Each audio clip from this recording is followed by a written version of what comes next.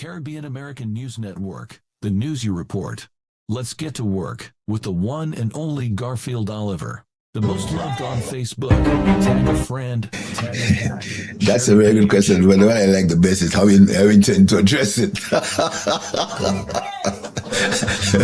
Attending to address it is not in my Caribbean American News Media, your Tuesday night power hour. Live every Tuesday at 8:15 p.m. on Facebook, YouTube, and GVV TV channel 115.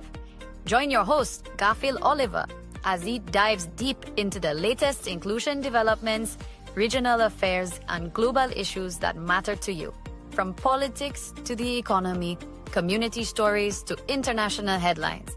We cover it all with real talk and real insights. Stay informed, get the facts, deep out of the conversation. Don't miss out. Set your reminders, share with your friends, and tune in. Caribbean American News Media, the news you report. Caribbean American News Media, your Tuesday night power hour. Live every Tuesday at 8:15 p.m. on Facebook, YouTube, and... Welcome to Caribbean American News Media. Let's get to work. I'm here to help. Welcome to Caribbean American News Media, with me Garfield Olliver, the news you report. Let's get to work. Yes, a special good night to all our viewers here on Caribbean American News Media. Do apologize, folks. I had a lot of stuff that I had to get myself ready for. Tonight is going to be a very long show. With lots of information. Our phone lines will be open, of course. We want to get right into business now. So please share the live and tag a friend. I'm Garfield Olliver, your host and the owner of Caribbean American News Platform.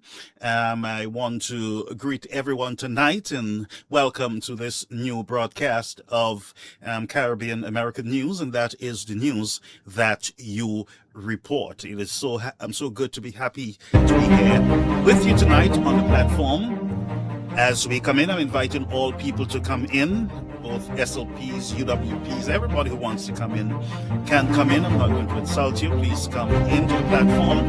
What we require on this platform is some etiquette, some manners, respect to the platform. It is a Christian platform, and so we invite you to be very cautious when you come in the hall. Welcome. We're willing to engage, to have a discussion here with us on Caribbean American News. All are welcome on the platform, but no disrespect. We have a lot of serious matters to discuss. Let me just pull over some of the issues that we will be looking at. They're well documented. We have a letter from the Honorable Alan Shastney, that is leader of the opposition to the government of St. Lucia, requesting, and by the way, there is two letters that we're going to go through tonight, that is concerning the SSDF and the auditing that is being recommended right now as an urgent matter by the opposition leader, the Honorable Alan Shastney. We also have the detention of Government Minister Richard Frederick. Tonight we're going to discuss what we know, what we are expecting to happen as a result of this arrest. We also will look at some of the insults, some of the defense that we're hearing from St. Lucians, and I'm going to share you my disgust and my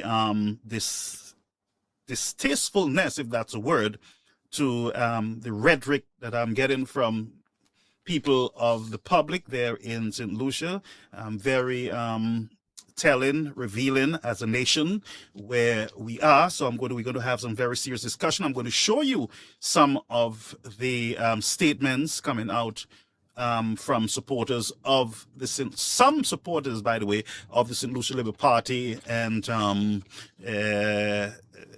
we will discuss that. Also, we're going to look at, this is one of my focus too, is Dr. Ubaldus Raymond. Many people are comparing these both situations with Richard Frederick and Ubaldus, and so we're going to show you tonight that is untruth. There is no justice to comparing Mr. Frederick and Ubaldus Raymond. We're going to have a second look at Mr. Raymond with the intention of shining the spotlight on some things that you might not know, of course, in this matter.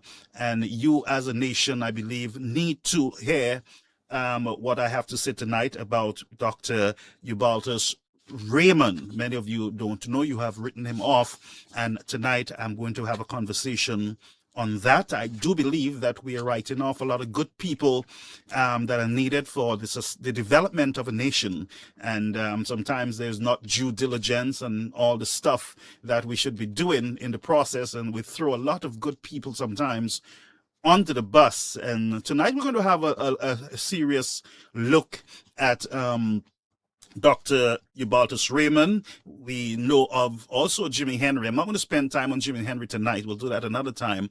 But we'll look at some of the pressure campaign that the SLP have put on, causing us to let go, break ties with some of our own people who have contributed to the development of the nation, and of course the United Workers Party. So we have these, and we also have a young lady called Gabby, who is in the news, and we're going to have a conversation on that. So it's a packed program tonight, and there are many other things that are loaded on the set for our discussion tonight. And so we're going to get straight to work. I would not be able to greet you, but what I could encourage you to do is to share the live and tag a friend as we get into very serious matters tonight. And I will say to you, I'm not going to hold back on sharing my view on this whole matter. I am going to be very brutal when it comes to St. Lucians, of course, and their irresponsibleness in their own country. I'm going to be calling it out. It doesn't matter to me who is upset or who is bursting a fuse or blowing a fuse or what is happening tonight. Somebody got to cry out. Somebody got to talk. We got to speak, and it's our democratic right to do so. So I am going to be brutal tonight. I'm going to be very sharp and plain tonight, and I'm not going to be playing around with anyone who will come to disrespect and to do all the foolishness that they have been doing all day. So tonight is serious business, and I want to welcome you again, and we're going to get straight to work, but I want you to share the live and tag a friend, all right? But let me just show you something quickly from my belief, right? From my belief as a Christian, and I will establish this, that I'm a Christian. My first responsibility is to my Lord, not to a church, to God.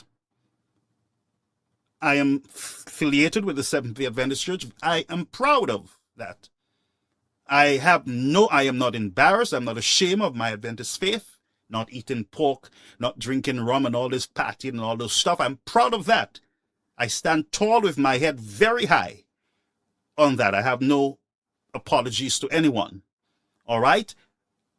My Christian position does not stop me from crying out, from speaking against the nastiness that take place in our society.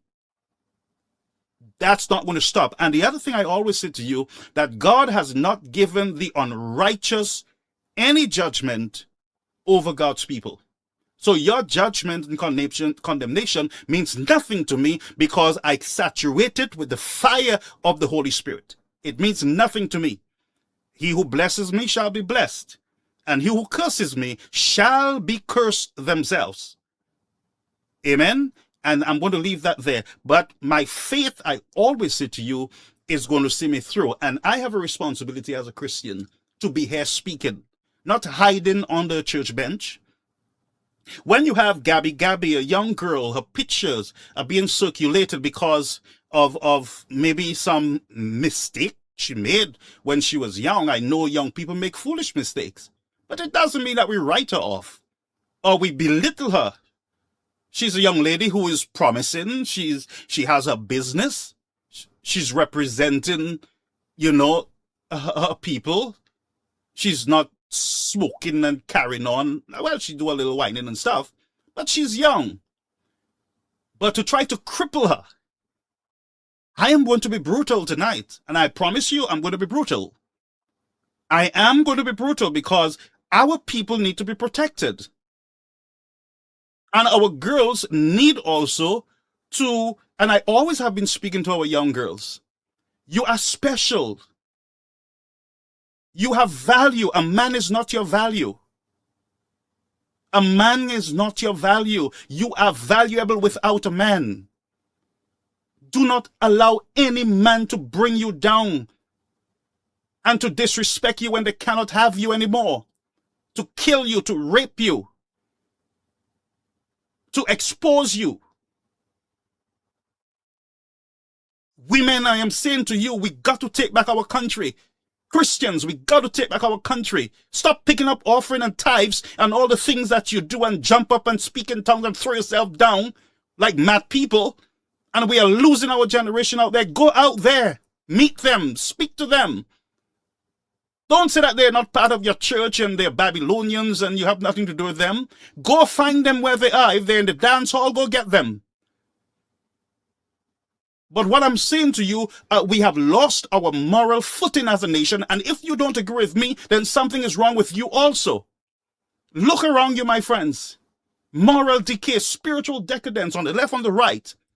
How is it a man can sit, take a picture with a young girl, and whatever happens, you decide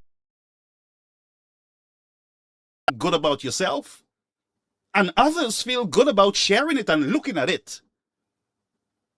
Shameful. And if you young women don't understand what is happening in your society and you're allowing men to drag you left, right, and center like you are things, you are special.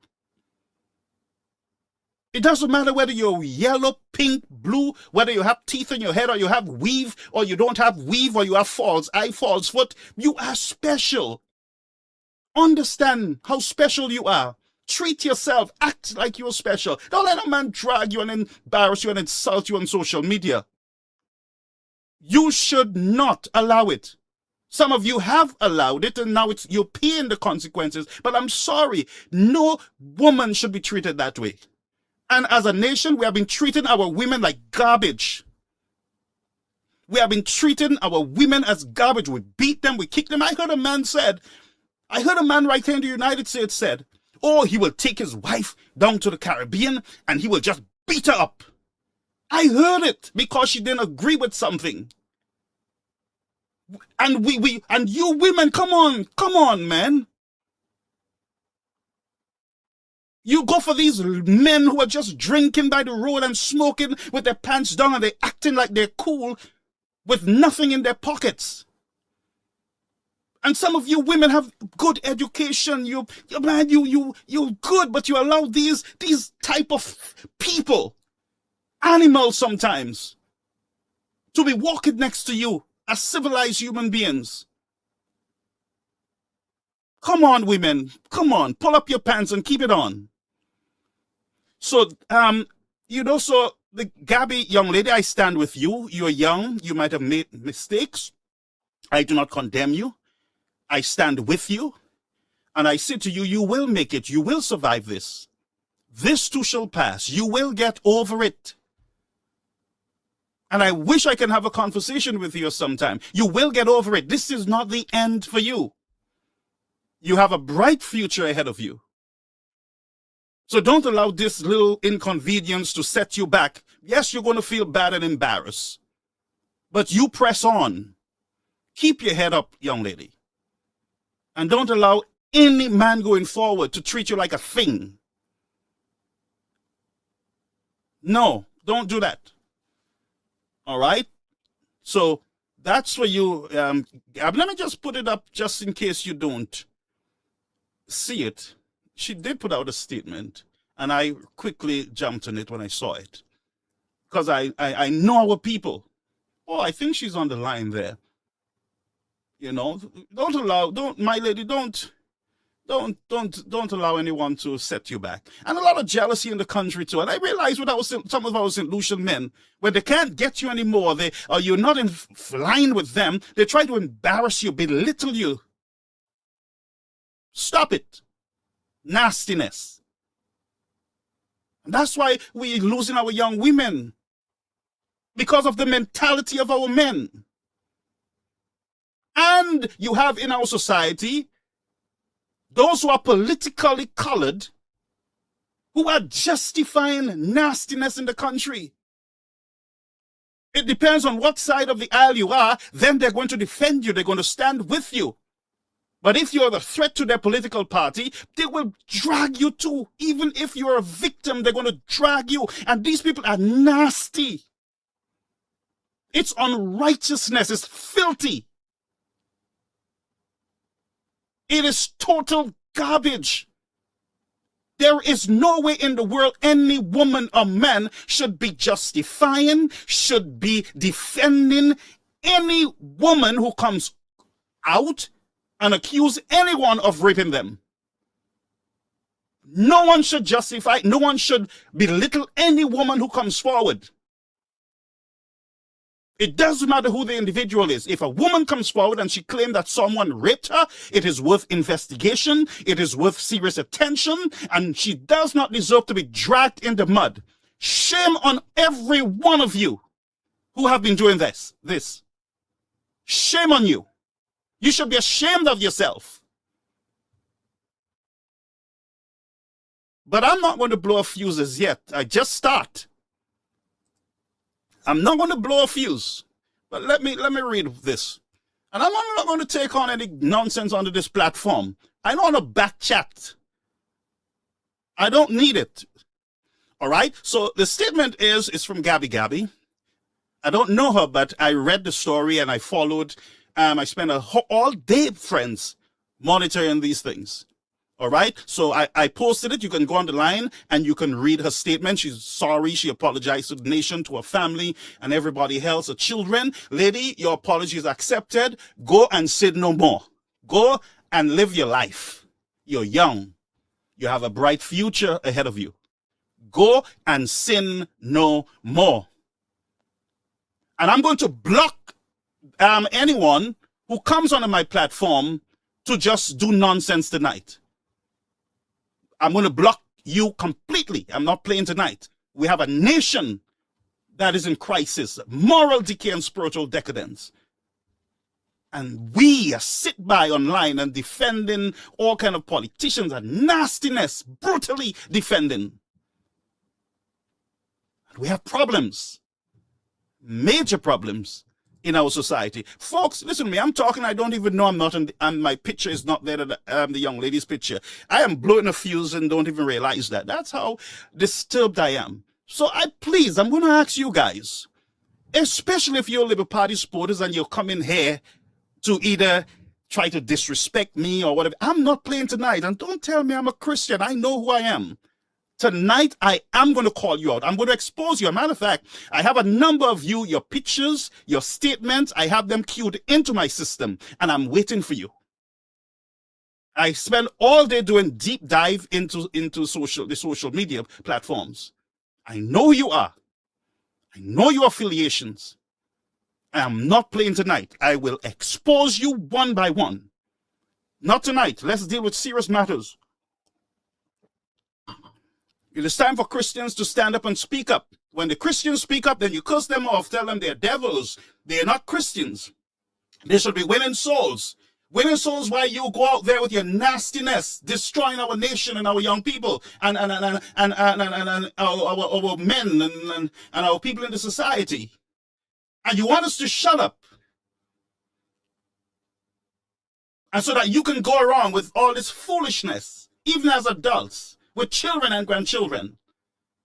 I am not playing tonight with any one of your nastiness. Let us deal seriously.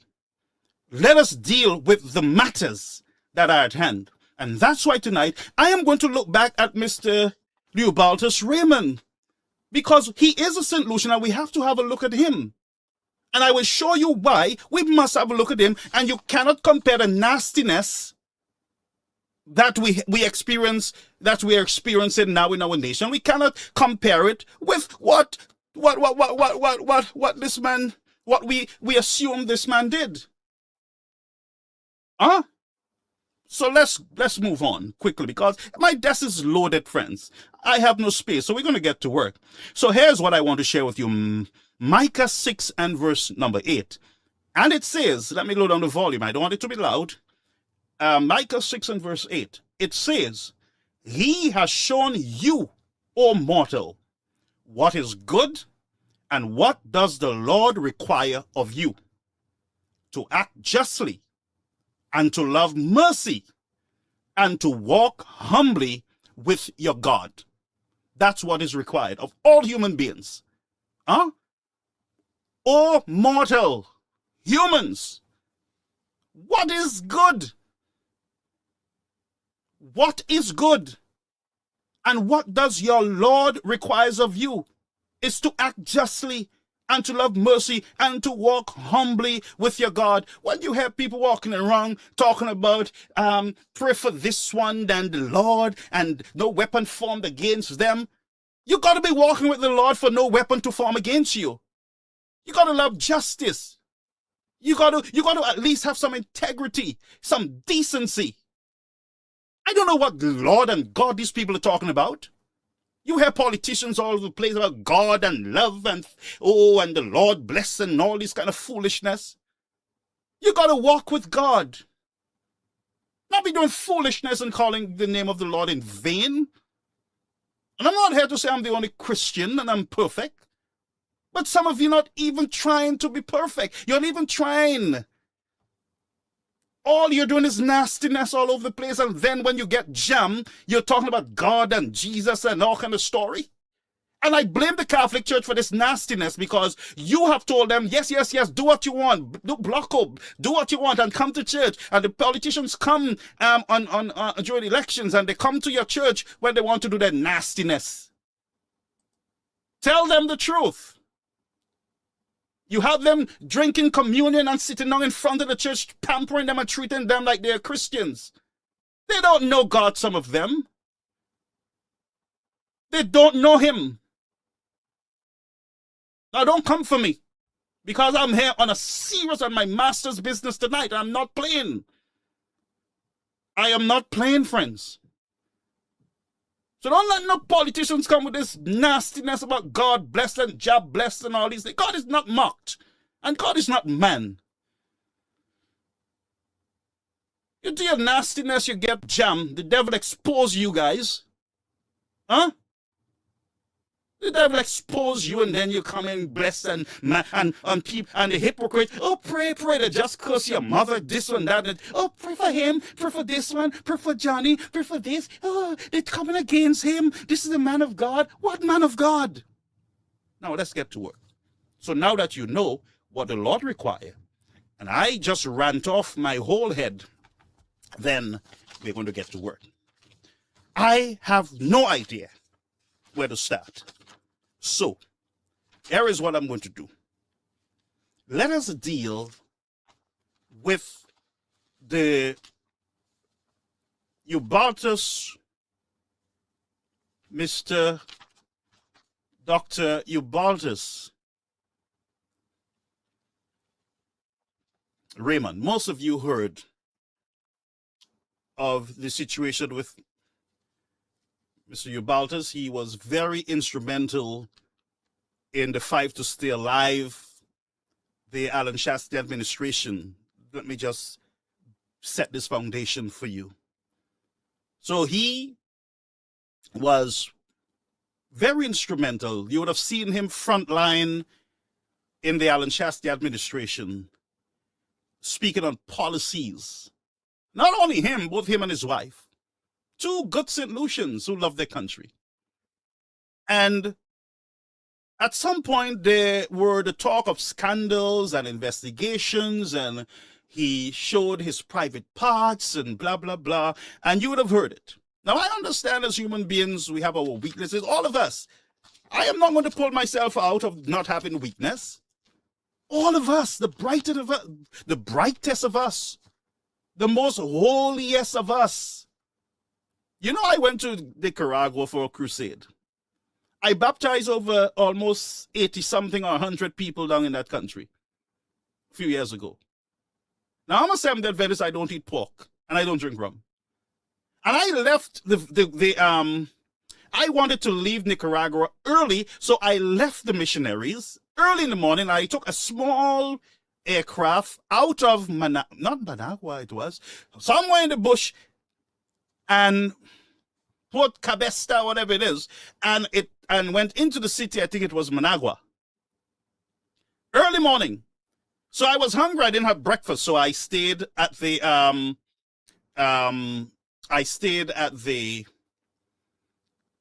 airport, and I saw they had meat and they had all sorts of food at the airport. So I'm hungry like a dog. So I see 2 big slabs of meat. And I went and I asked the guy if he was Spanish. I couldn't speak Spanish. I said, I want 2 of that. And I sat and I ate 2 big slabs of meat, full my belly, licked my fingers, went back to get a 3rd piece. Then I asked, well, it's really that. The guy told me it's pork. I had 2 big, just preach a crusade, baptized almost 100 people, sit down at the airport, ate 2 big slices of pork and going back with my 2nd piece. The thing, sweet, sweet, sweet. I never ate pork in my life. Sweet, sweet, sweet, sweet. I said, well, it's how they prepare the meat. So I am not here as a perfect person. Did I cry? Did I bawl? Did I throw myself? No, I'm not no hypocrite. My belly was full of pork. I should not have ate it because I didn't know. I ate it out of ignorance. But we do make mistakes, as human beings. All right? So, Ubaldus, yes, my Seventh-day Adventist brother, he's of the same faith with me.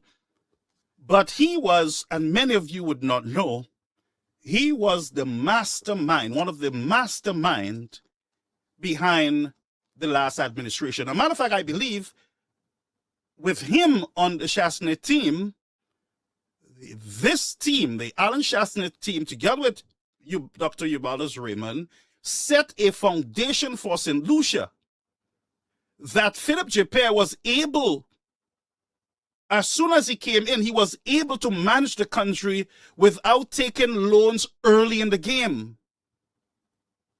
Because they had started the repairs of the nation, they got the country in a mess, and so they had to build back the country. You hear what I'm saying? Ubaldus, remember that name, Dr. Ubaldus Raymond was one of them. So you would have all the pictures and everything and blah, blah, blah. Do you know that Dr. Ubaldus did not commit a crime? Do you know that there was absolutely no investigation against this man? Do you know that the man was not held by any police, detained for questioning or anything else? Now, let's not compare as yet. We're not comparing. We're not on Mr. Richard situation as yet. And we'll be very fair to him, of course. A person is innocent until proven guilty. So we are on Dr. Ubaldus. So I want to say to you, this man, and I'll show you tonight, did not commit a crime. I know some of you are saying, but wait a minute, I didn't know that. No, he did not. He was never under investigations by the police or the Attorney General. And I will prove to you tonight. And I want you to stop comparing him, Dr. Ubaldus Raymond, with these other situations that we're dealing with, especially the Richard Frederick, the Minister Richard Frederick situation. And some of you don't know of that situation either. But I can speak with boldness now on Dr. Ubaldus Raymond because I have the information with me.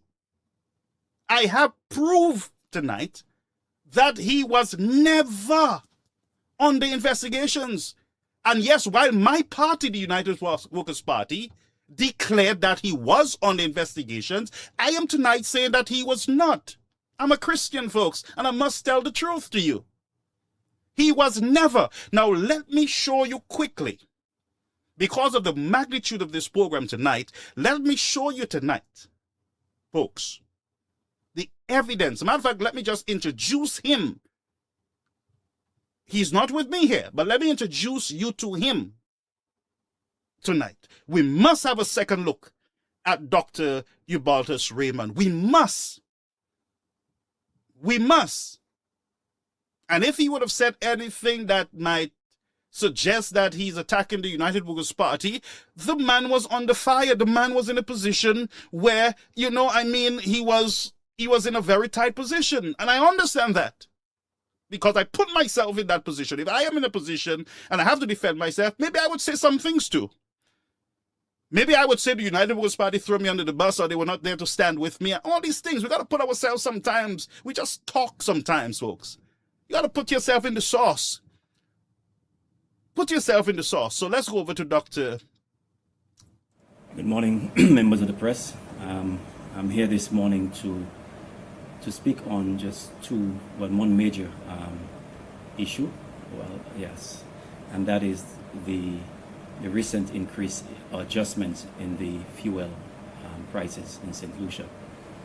But before I go into this, I need to remind the public that when we took office, referring to this current government in 2016, we found a road network throughout the country that was just bad, in a very bad situation. And as a government, we had to make a decision. What do we do? Do we keep the roads as the way we found them, or we repair them? And obviously, the answer to that question is repair them. But the next question that comes to mind is, how do we finance the repairs of these roads? And the only answer is through taxation. And that's the way the government raises revenues, through taxation. But we decided that we will not continue the traditional way of just getting money out of the consolidated fund from various sources of revenues. We as a government, we decided to have a dedicated tax for the fuel, for the excise tax. And that's exactly what we did. We started the process last fiscal year when we adjusted the excise tax from $2.50 to $4. And based on that adjustment, we decided to raise a certain amount of revenue based on the projections. But realized that we were not able to capture the full benefits of the increase. There are times when we were collecting $3.50, $3.60 out of the $4, which means that there's a shortfall in revenues for road repairs. But as a government, we realized that we need to fix the roads, even if we started the process, but the roads were just getting terribly bad. And therefore, as a cabinet, as a government, we decided that we will ensure that we get the full benefit of the $4. Well, Monday was the very first time of that adjustment. Now I need to advise the public, or inform the public, that the increase in fuel prices that we saw on Monday is not necessarily as a result of the increase in the excise tax, but it has to do also with the increase in international fuel prices. In terms of comparison, when we came into government in 2016, the price per barrel of gasoline, fuel, was about $48 roughly 120 EC dollars. As of yesterday, that price actually jumped to $68. So we see almost a 40 to 41% increase in the... This is Dr. Ubaldus Raymond, and as you heard, when they came into office in 2016, they found a mess. I also have to make as a government.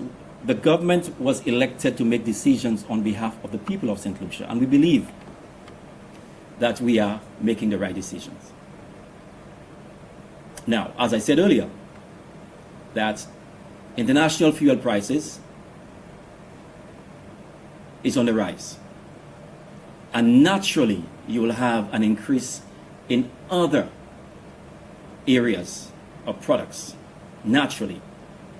But what we saw in the last year, in spite of the increases in fuel prices over the period under review, 2017,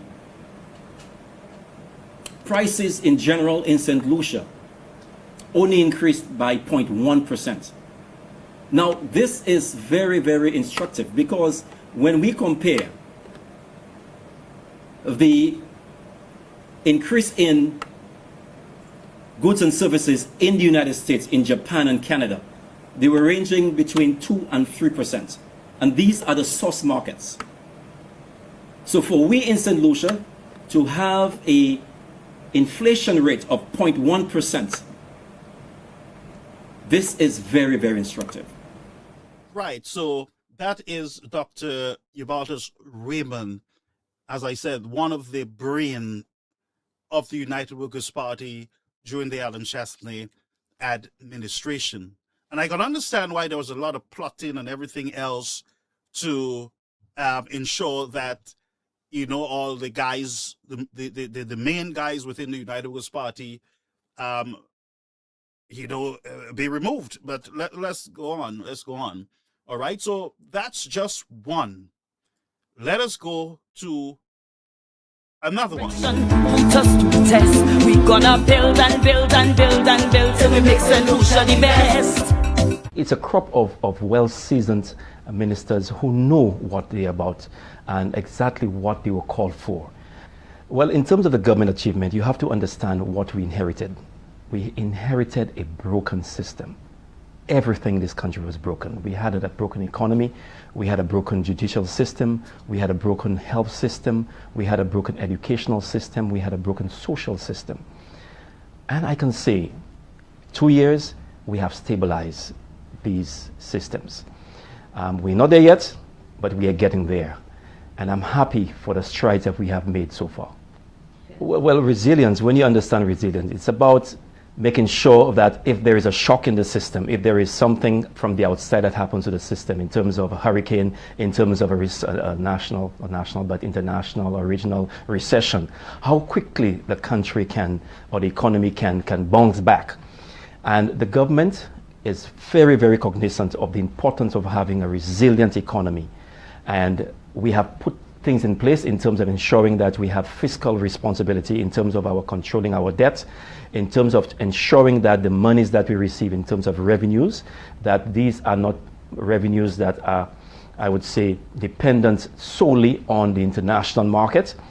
We are in a position where we believe that we can rebound, we can bounce back very, very quickly. That's the reason why the government has actually taken steps in ensuring that we have economic resilience. The thing about it is, we understood very well that the policies that were implemented in the past did not work. And therefore, we had to do things differently. Upon taking office, in fact, before taking office, we recognized that there was a level of too much taxation in this country. And the people of this country, the business people of this country needed a boost. They needed what we call a soulagement. They needed some breathing space. And that's the reason we put in place that Fight to Stay Alive. The Fight to Stay Alive was geared towards relieving people of that choking taxation that the last administration put on the backs of the people of St. Lucia and the businesses also. Work needs to be done. The country was at a standstill. And we needed people who had ambition. When I say ambition to drive the country forward. And that's the reason I believe that the whole idea of putting the ministries into clusters was very, very important, where you had like ministries, like the equity and sports and youth and development and so on, and the production or the productive ministries like tourism and commerce and finance and the like. These were important, very important, because we want to ensure that there would be synergies between the ministries and among the ministers. And therefore, because of the good relationship that exists among ministers, it worked very, very well. It's you know, you need to see us at work. We are workers, and we are not just saying this.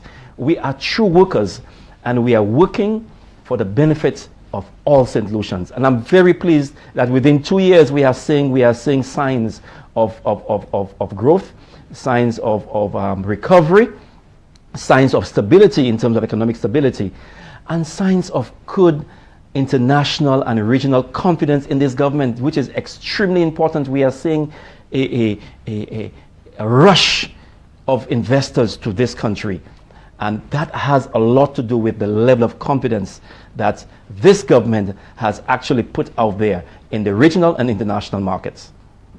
And we coined the phrase workers, and we didn't just do it just like that.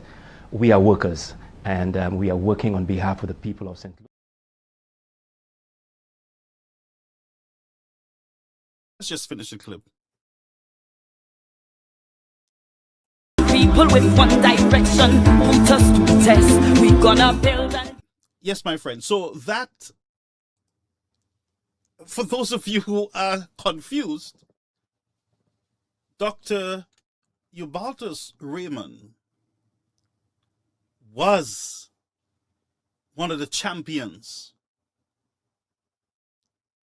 of the United Workers' Party from 2016, the preparation for the COVID-19 disaster. They were preparing, if you listen to Doctor, they were preparing for a natural disaster. If you listen to them, they came in with major issues in the nation, but at the same time, they, for some reason, felt it necessary to prepare the country for a natural disaster, some type of major problems. And that's exactly what they did. So don't let anyone fool you.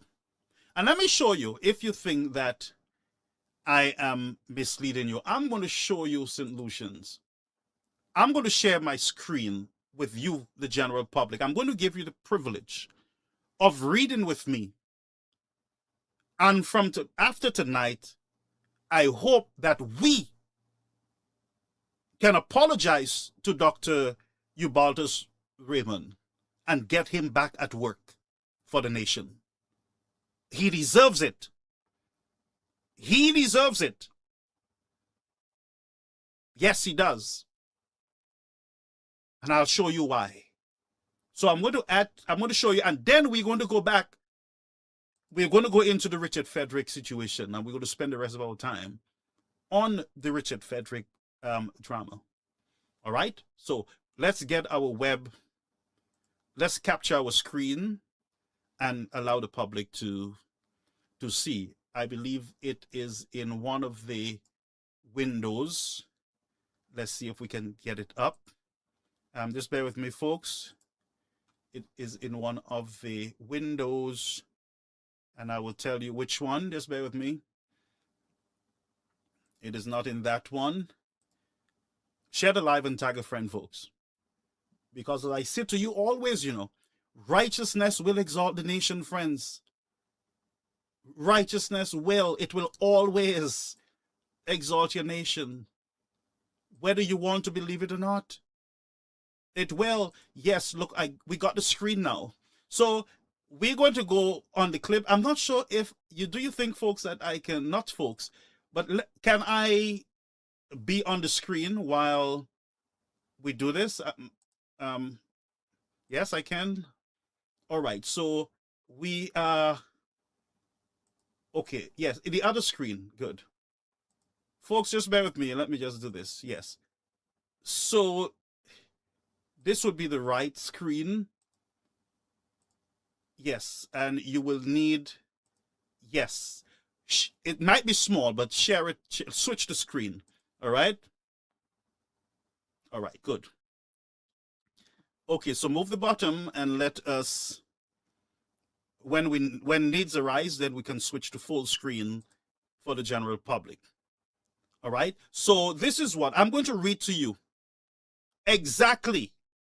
I'm going to prove to you tonight that Dr. Ubaldus Raymond was not under any investigations by the police, by the Attorney General, or by anyone in St. Lucia. I will prove to you.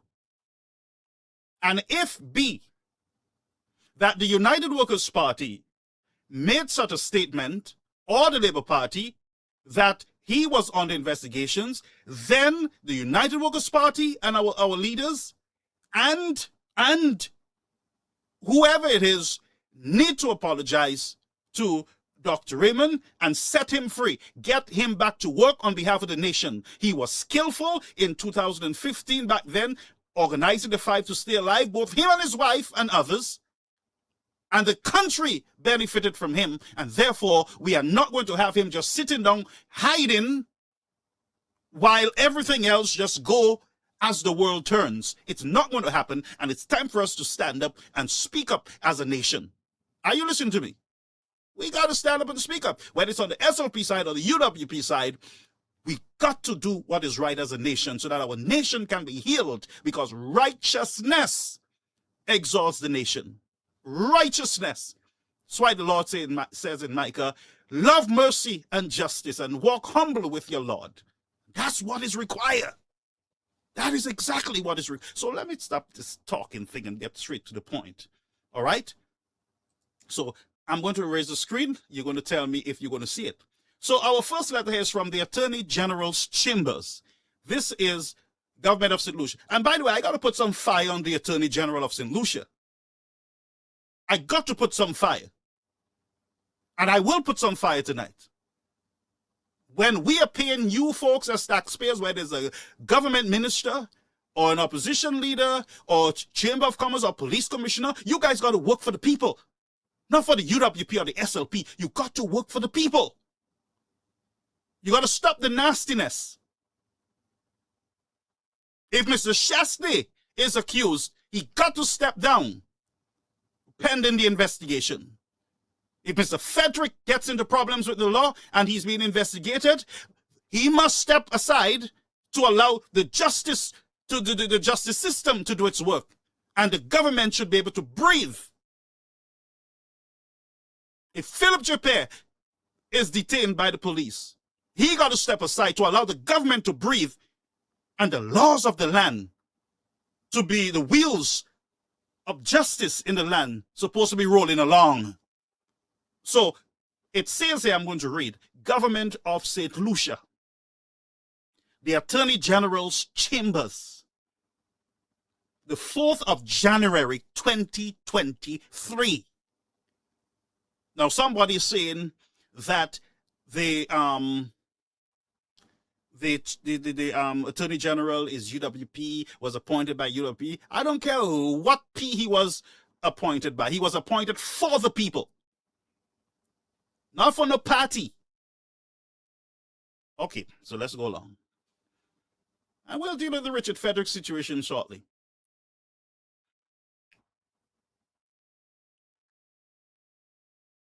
All right, so this is the Francis Chambers, 6 Bridge Street. And I believe this is the lawyer for Mr. Raymond. There it says, Ubaldus Raymond. Reference is made to the captioned matter.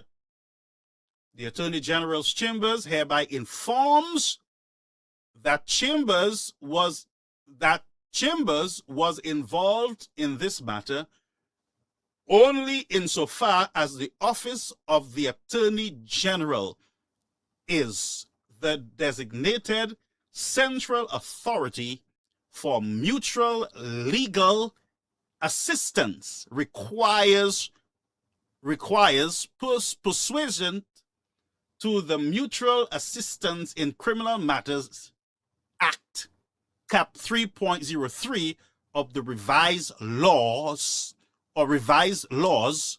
of St. Lucia. Let me take my time to read and stop sounding like a kindergarten child here.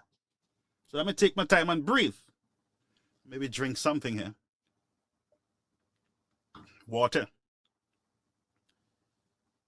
Moreover, the Attorney General serves as the principal legal advisor to the government, and this is Section 72 of the Constitution. The office of the Attorney General is not, however, that word is kind of thing there. contained or whatever it is with investigative powers, and as such, no investigation was conducted by the chambers pertaining to Mr. Raymond. So here the Attorney General is saying that we did not do any investigations on Mr. Raymond. This is a letter of 2023 saying that we did not do an investigation. Should there be need for any clarification on this matter, he asks that you reach out to the Attorney General Leslie Mondesi. All right? And that's the Honorable Attorney General of St. Lucia. All right? So there we realize that the Attorney General did not investigate Mr. Ubaldus Raymond. And by the way, what is he investigating? Mr. Ubaldus was not accused of raping anyone. One, he was not found to have steal anything from anyone. Is that true? No. He did not break any laws of St. Lucia, as far as we know. So the Attorney General is saying there was no investigations on our part on the gentleman. Government investigate allegations. This is Friday, April 12, 2019, by the Office of the Attorney General. And I quote, now remember, in 2019, I am reading, Dr. Ubaldus Raymond has proceeded on leave. So at this point, he did not resign. He went on leave. All right? So the government of St. Lucia has launched investigations into recent information being circulated in the public domain surrounding the Minister for the Public Service, Senator the Honorable Dr. Ubaldus Raymond. It says the government launched an investigation. Now the Attorney General is saying, not over here, we have none. We didn't do anything. As a consequence of this initial probe, more information has come to light which warrant further investigations by the relevant authorities.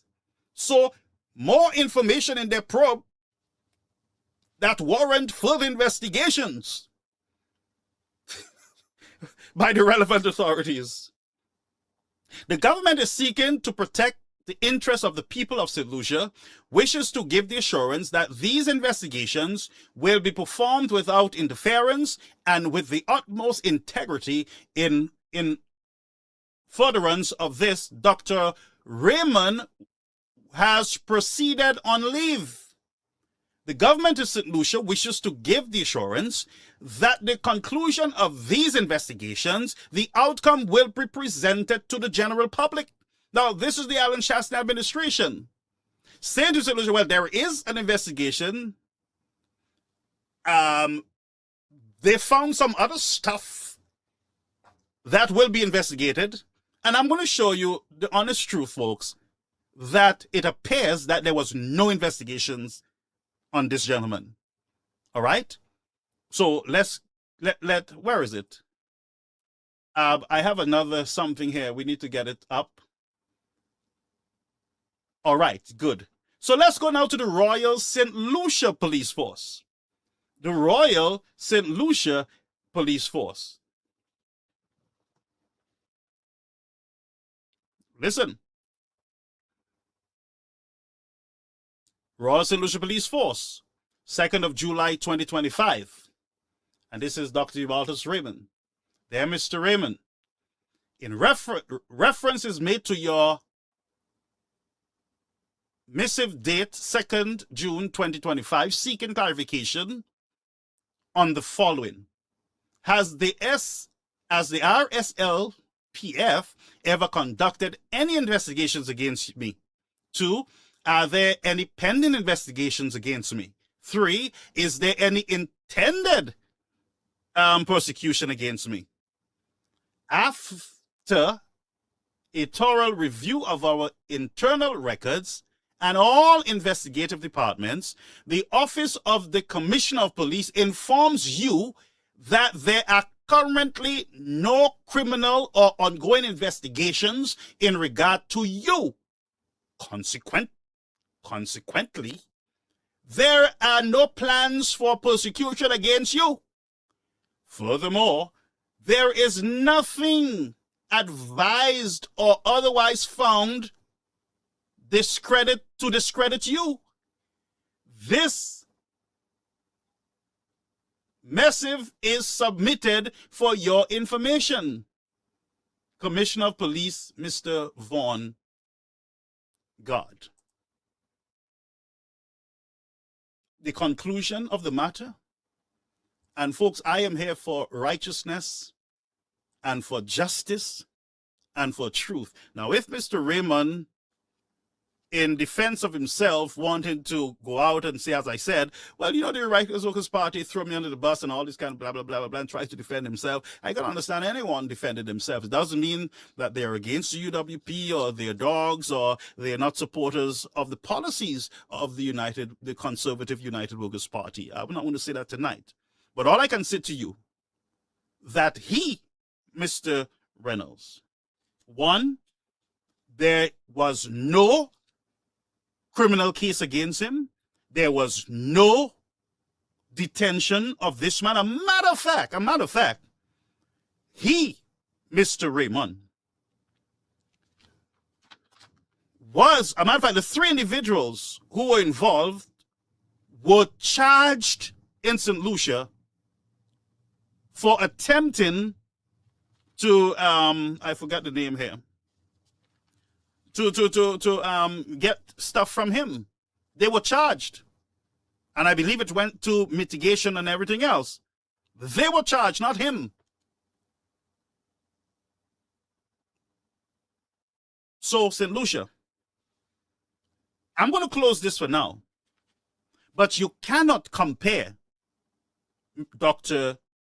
Ubaldus Raymond with the Richard Frederick situation, which we are going to discuss now.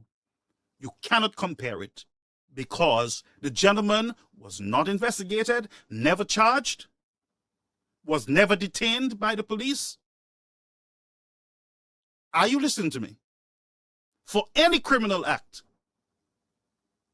in the country. And therefore I ask St. Lucians to free the man. Those who want to switch off can do so right now. Free the man. Free him. Those who have to make statements, make the statements, write the statements. But this man deserves a second chance and deserves to utilize his skills like he did in 2016 to push this country forward. This country needs all hands on deck to fix it. You hear what I'm saying? So, the next time you hear people comparing Mr. Ubaldus with Mr. Frederick, say no. No. This is injustice. He was never investigated, never arrested.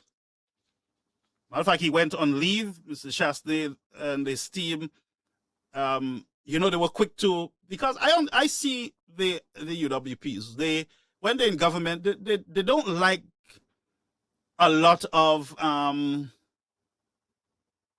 finger pointing on their ministers. They ask you to leave, they put you on leave, they put you on hold, pending. They move quickly if you look at the United Workers Party. The Labour Party, however, if you look at the number of ministers or senators that are disciplined by them or actions were taken, whether right or wrong, by them, very little. Very little. But the United Workers Party, it seems they're very quick to take action when it comes to allegations and stuff. Serious allegations, of course. They're quick to say, look, and the Labour Party know how to play the politics. They push the pressure, they put the pressure. And sometimes the United Workers Party, sometimes I suspect, run too fast to say, okay, yeah, you go, you have to go quickly, look bad on us. No. You look at the facts, and then you move. Don't bend under pressure.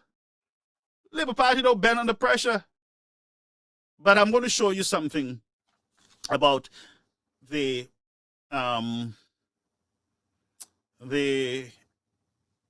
Richard Frederick situation. So last week we got reports that Mr. Frederick was housing minister was detained by police. Now we could not have confirmed it. I could not confirm it, so I did not jump on it. All I said, look, there's a pending investigations going on, and I'm going to wait for information, which I did. I sit out and I waited for information. And you know what I waited for? I waited because I knew that the possibility is there that Frederick would have either typed something on his Facebook page or he would have gone on his show and he would make a statement, of course. So I waited for that.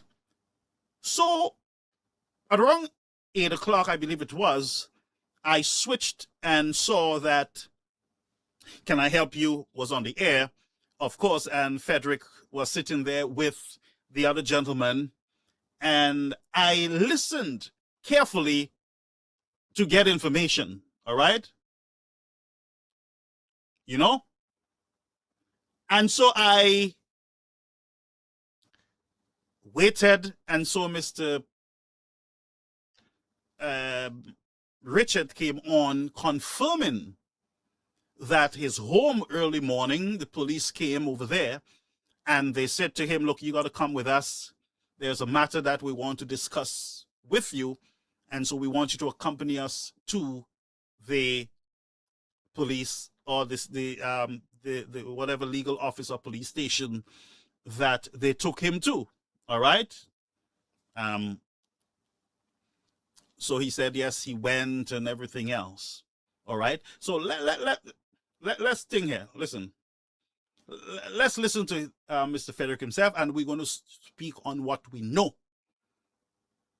All right.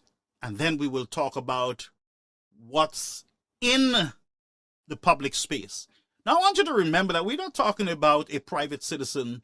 We're not talking about an individual who lives in Dennery and they go cutting their bananas and, no, we are speaking about a government minister, one who is being paid by the state, by the people of the country, which means that he is accountable to the citizens of St. Lucia, not just the people of his constituency, not just the people of his independent party, like they say, of course, in court, or the St. Lucia Labour Party. He's accountable to the citizens of St. Lucia. I want you to listen to Mr. Frederick. Never want to do. Let the police do. Let me just pull this up to the beginning so that you can hear a tired Mr. Frederick who seems to be, shaken up by the day's event. Well, switch it over. In a nutshell. I don't want to go into everything because obviously the police are conducting the investigations, and I don't want in any way, shape or form to compromise the integrity of the investigations. But what I do know is this man you see there. Call me what you want, call me this, call me that. But there are certain things I don't cross boundaries on. Never and never will. Okay? I don't cross those boundaries. I have 5 daughters. 5. Yes, indeed, 5 daughters. So the police were investigating certain allegations against you? Yes, yes. But you're here right now. You're here. Yes. Right, albeit slightly late. Yeah, slightly. We made a dash to get here. Yeah, we had to make a dash. And you're in a good place. You feel all right? Yeah, I feel good. I feel good. Because you see, Albert, one of the things you never want to do, let the police do the investigations. Of course, yes. And let them be satisfied that basically... Now, before we go forward with this clip, I'm going to pause it and we'll play it again. Now, I realize Mr. Frederick is saying, let the police do their job, whatever it is. But this is Mr. Frederick who said some time ago that the police give me files big so. I have files big so. Now, why are they giving you file big so? On what? On cases that are still ongoing? Should you not be saying, let the police do their job? Why now? And my question is to him, genuine question. Why now let the police do their job when before you're saying that the police give me file big so, I know this and I know that? Why? Just why? That's just a question. And I understand that now you in the hot seat and you don't want to allow them to do their work, of course, because, and by the way, you have no choice but to allow them to do their work. No choice at all. Absolutely no choice. If you believe that you're a law-abiding citizen, that's not even for discussion. They will do their job whether you allow them to do it or not. And it is time that we understand that, and our legal people understand that you have a responsibility to the people of the country, to your nation. So I'm going to play this back again, and then we're going to go down the road. In a nutshell. I don't want to go into everything because obviously the police are conducting their investigations, and I don't want in any way. Now, sorry for interrupting, but I can tell you if it was somebody else's situation, you wouldn't be hearing this, you know. I'm not going to say everything they're doing that. No, I am telling you at that point, if it was Alan Shastney, it was somebody else, all hell would have been breaking loose on television. You'd have heard the full story, even while the investigations is ongoing. So I am saying, friends, it is only when we are in the situation, it is only that time we realize that we got to follow due process, we got to do this, and we got to do that. Folks, across the board, we should allow due process. Now, I'm going to go back, but I'm going to make some other statements, and I will show you the main focus of this whole Richard Frederick detention situation. The focus. What we should be focused on. In a nutshell. I don't want to go into everything because obviously the police are conducting their investigations, and I don't want in any way, shape, or form to compromise the integrity of their investigations.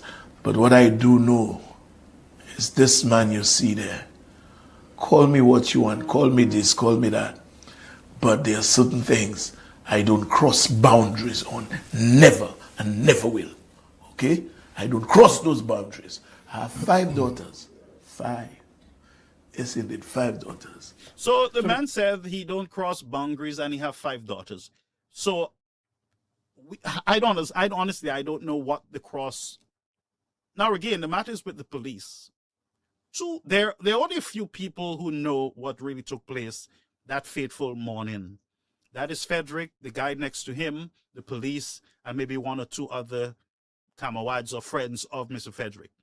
So he's just dropping little stuff. First, he said, I don't cross boundaries. And 2, I have 5 daughters.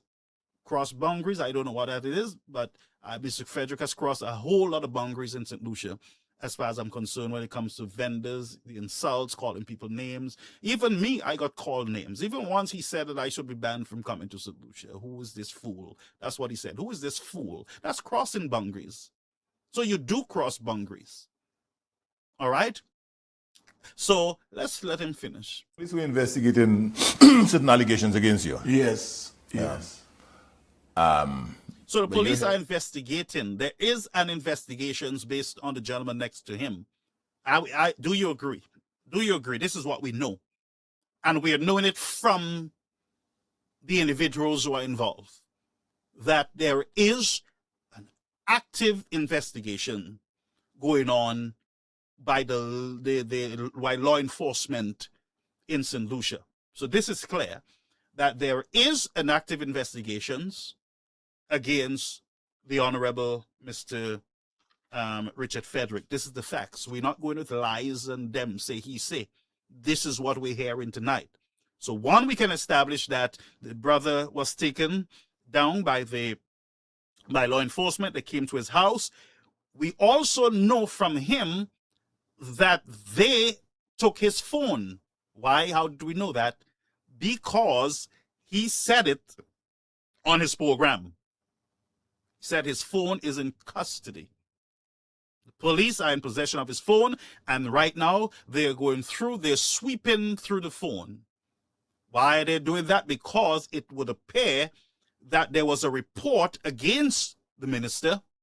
The police acted to the point where they brought him out of his comfort and freedom into a building where, until the police could have gotten some level of information from him, interrogation, of course, is asking questions and everything else, then they would have said, okay, we are satisfied at this point. You can go, but I am not sure if his travel documents was taken away from him. That I don't know. But all we know is that his phone is taken. He does not have his phone. I don't know if he has it now, but the police are combing through. The forensic people are combing through the cell phone. That's what we know. What we found out is that a young woman started posting stuff on Facebook. She started posting stuff, checks, some communication, some warning, of course, be careful what you say.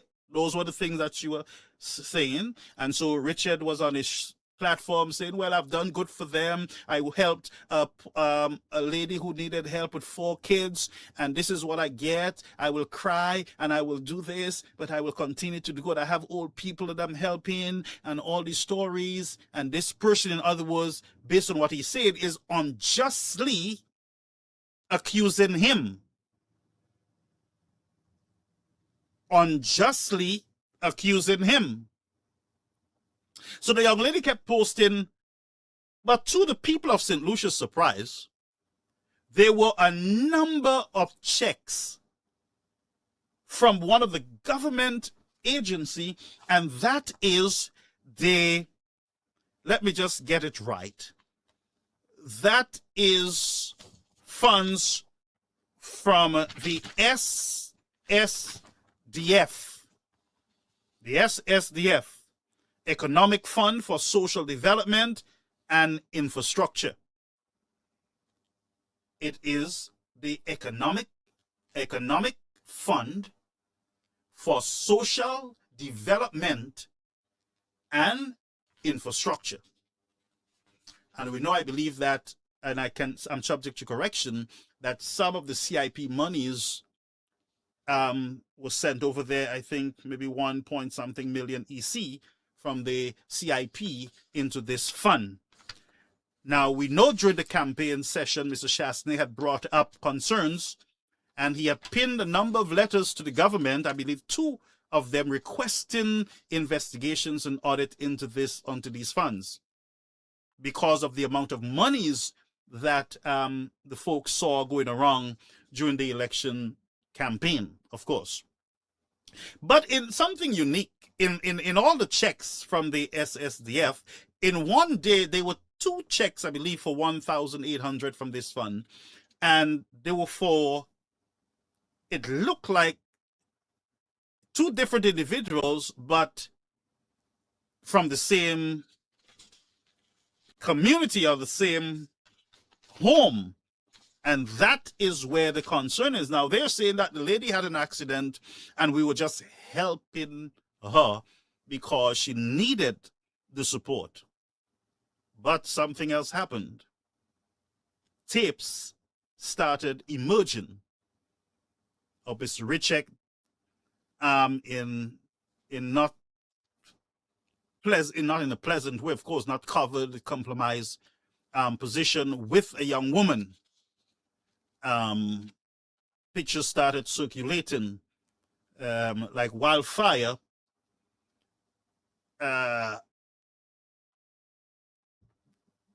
We do not know the source of those pictures, but you hear a lot of people talking about pictures of the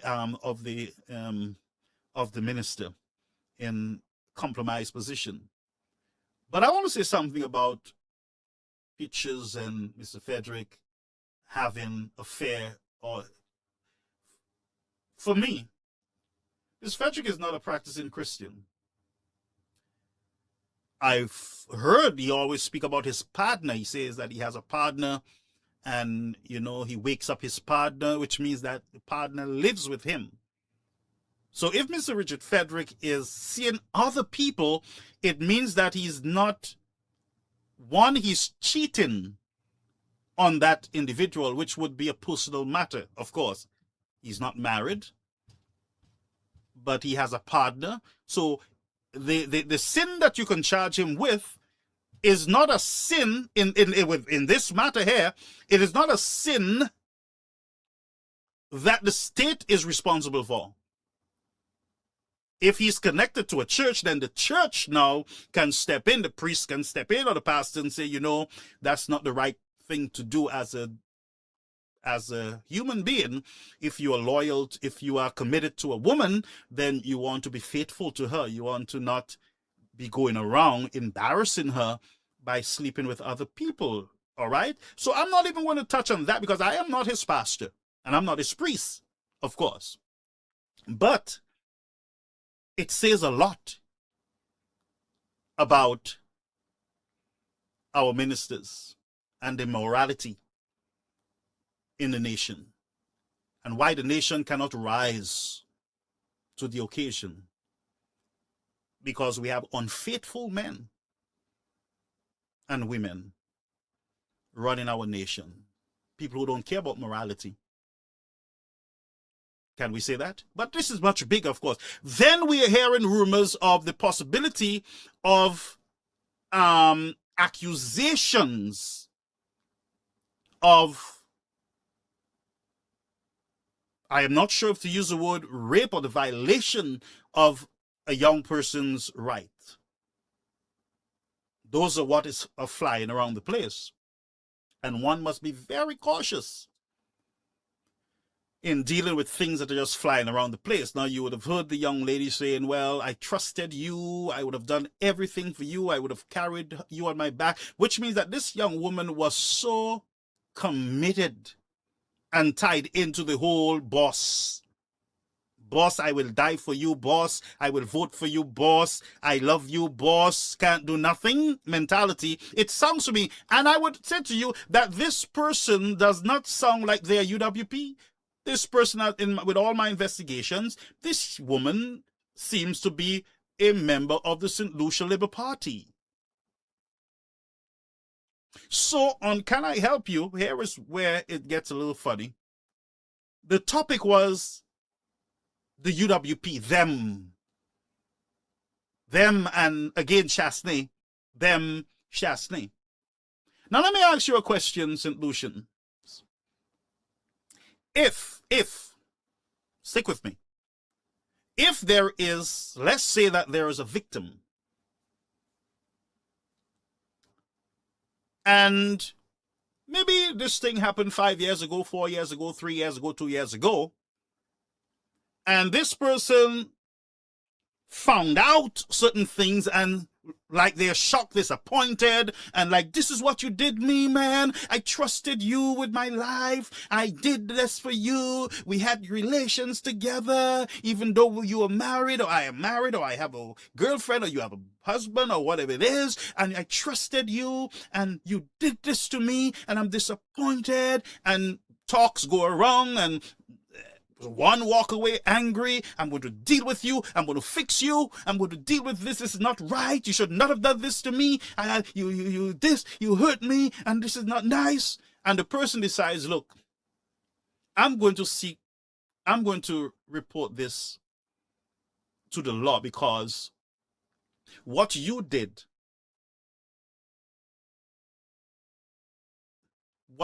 is unjust and might be against the law. I'm just painting a scenario, so I'm going to reach it out to the law. But how does Chasney and the United Workers' Party get into this? Police coming to my home, taking my phone, arresting me, and not arresting me, of course, but, you know, taking away my will of movement. or by freedom of movement. Temporary detention. How does the UWP in Harlan Chastney fits in? Oh yeah, we have news already. We have news. We have, and so the rumor mill started on the same night, on the same show. Yeah, we get information. We have information that that we know the hood, we know the restaurant, we know where it was, the bar, we know, and them, and the distraction. Now, and I'm not sure, sometimes education can sometimes make us, I don't know what it does to us, but sometimes we act a little funny. Because if I was his lawyer, of course, I would say, you know, let's not go there. Let's just, if you really want to leave this for the police or the law to take care of, allow us as lawyers to take care of it, but leave it alone. We don't know. This is just people calling us and tell us, it's Chastney. You don't think it's Chastney? You don't think it's this? You don't think it's Garfield? You don't think it's this one? You don't think? And leave those rumors. You don't repeat them in a situation like this. Because you have already said in the same mouth with the same tongue that, yeah, let the police do their stuff. Huh? Funny, right? So let me say, if the lady reached out to the United Workers' Party, or even me, let's say, put me there, me or somebody in the party, and say, you know what, I want to talk to you all, I need help. I don't trust certain agencies of government to protect me or to listen to me. So I feel that you guys would want to listen to me. And let's say peradventure Mr. Chastney or someone in the party say, okay, so let's just have a meeting so we can figure out what is happening here. And somebody sees them at a bar, on the field, by a toilet, by the Labushi, by the river, and people see the lady and a UWP person communicating. My question is, what in the world is wrong with that? How is that a problem? I'm trying to figure it out. How is that a problem? That should be the least of your problem. Your problem should be the lady, not the UWP. Because the UWP is not the law. The UWP can listen as a listening party. They can listen. But the only advice that an opposition party can give to an individual like that concerning a sitting minister is to say to her, you will have to go to the law. We cannot help you. We can give you the support. We can even get a lawyer if you want for you, but you will have to go to the law to deal with this matter. Especially if the party would have listened and heard the magnitude and see certain things, you should be able to say to her, as a party, the law. In my case, who work in the school system, if a child comes to me on a school day and say to me that my father or my mother touched me or abused me, I, as an individual that is a mandatory reporter, but here in the state of New York, I cannot say to that child, oh, yeah, no, that's not true. Go. I have to document it and call the agencies, over 5 or more agencies I have to call to report that a child might be in danger. To activate all these agencies so that they can protect that child. That's, whether it's a rumor or not, my job here in New York is to do just that. Social welfare, the welfare of a child. I got to protect that child. That's why the first thing we do when the child comes into the school is to observe the child. Look at the skin, the face, to see if there's a bruise, if there's a scratch, and then we do the necessary stuff. So can you imagine, if I have to do all that, why can't the United Workers' Party? Why can't the United Workers' Party meet with this woman an advisor. Why? You tell me, Mr. Frederick, and the UWPs, the SLPs were all over the place like chickens without neck, accusing and pointing. We have evidence, we have evidence. Evidence of what? Oh, there's collusion. Collusion. Sometimes I think you guys, I don't know if you listen to yourself or you listen to the choice of words that you use. But you folks, and I can prove to you something, because I can remember doing a program a few years ago on our same brother Ubaldus, where there was a red vehicle or whatever color it was outside of the CDC. I have the pictures and everything else. These young girls posted it. They shared it. That it was an SLP minister who came to buy the nude pictures, they said. It was an SLP who was accused of colluding, plotting for the downfall of this gentleman. They wanted to rub it in. They wanted to use the opportunity to wipe out a UWP senator. And I will go back and find those tapes with these young ladies in the voice note, talking to each other, taking pictures of the vehicle outside the CDC. So be careful with your hypocrisy. And always remember, righteousness exalts your nation, friends. Be careful. So here is what normally happens, friends, in a situation like this, right? Here's what happens. Here is what happens. Here is what should happen in Mr. Frederick's case. Mr. Frederick is innocent until proven guilty. All St. Lucians are innocent until proven guilty. All. And I agree. Let the police do their job. I heard somebody accusing the Attorney General and the police of sending some victim overseas to England, hiding them, and there's other people who need to be hidden, and why? And the whys, if you listen to the whys, is because there is something going on with their brother, Mr. Frederick. So now, even the police that they said is friendly to them, they're complaining, get rid of them, Von Guard, get rid of Von Guard, get rid of the Attorney General. They want to get rid of, shuffle the cards around so that justice can show up on our stairs. That's not how justice shows up in a nation, by shuffling people and trying to shame people and trying to intimidate people. The law does not intimidate people or shuffle people around. The law is the law. And if someone comes forward, and sorry, we do not have enough women's movement who are credible in the country to listen and to act, and people got to be sent overseas, then we have a problem. All women are vulnerable in the nation. If one cannot be protected,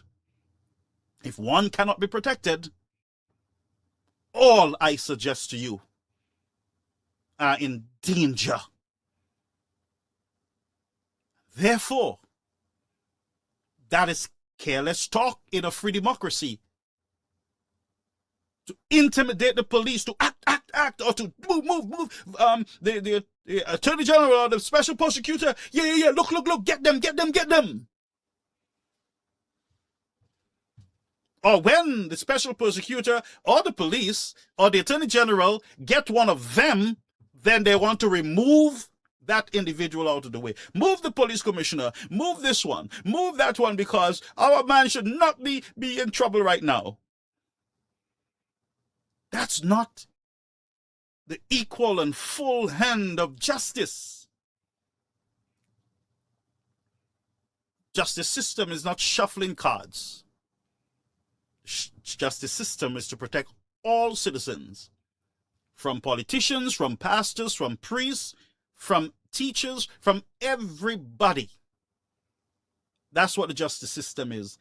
I am saying what is happening in St. Lucia and on social media concerning St. Lucia, I am saying it's a problem. We just had good news with our young people and their achievement, and look at where we are now.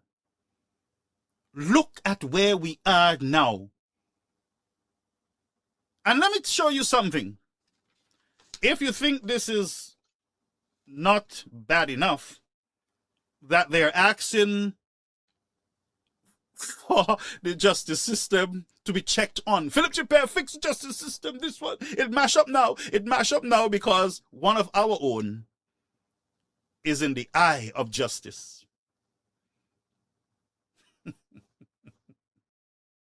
I don't understand. I don't know if you understand how bad this is. How bad it sounds. But somebody from England, my stepsister, I call her my stepsister because my stepfather would have wanted me to respect her and to show her that love, of course, his daughter. She said, and I agree with her, that the Labour Party supporters are doing injustice to Mr. Frederick. She said it. Emma said that the St. Lucia Labour Party supporters are doing injustice too. I don't agree with her with everything she says, but and we don't fight. She attacked me when she won, but I don't, because I maintain that I'm not going to do that. That's not me. And you would realize that everybody attacks me and I do not respond to them in a very nasty way. Sometimes I get tired and I will delete, or it's better for me to delete you or something, but not go after you like that. And she said they're doing injustice. And she's right, because imagine there's accusation against a minister. The police is actively investigating. Actively investigating. This is not somebody saying there's an investigation and there's not. The police, they are actively investigating a situation that was reported to them against a minister of government. All the Labour Party supporters cease to do is to shame and to pile on and to insult and to drag down that woman who and they don't even know if she's the one who they're protecting, if she's the one that is the victim. They don't know. They don't know if she's the mother of a child or the cousin of a child who they reported that Mr. Frederick maybe run over the child, walk on the child's toes, touch the child on the head, touch the child on the back. They don't know the full story. They don't know. But they are shaming, and and men with daughters and women with daughters are shaming an individual in a situation that they know not much about. That's moral decay and spiritual decadence in a nation. The wise thing that they should have done as supporters of Mr. Frederick, as supporters of the St. Lucia Labour Party, is to exercise caution. If you want to stand by your man, like the song says, stand by your man, but leave the potential, leave the individual who might be, and I say might be a victim, leave that person alone, because there is an active investigation. And even Mr. Frederick says to you all, there's an active investigation. I am going to let the police do their thing. But you guys have taken it on, and I am sure Mr. Frederick, thinking about it, might not even want some of you to be doing what you're doing. Because he's a legal mind. Because what you guys did was to provoke, and I saw it, was to provoke that young lady to the point where she started trying to defend, because she's the one who knows the truth, and Mr. Frederick, of course. And so you pile on to her to the point where she gets so angry that she's posting stuff in defense. Posting stuff. You aggravate. You call her all kind of name. Mama Mouton, Mama Chien. I even heard one said, Upasa we me, Upasa we me, Upasa we me. Why? What have we become, my people? If you love Mr. Frederick, and it's your right to love him the way you love him, but you should respect the process.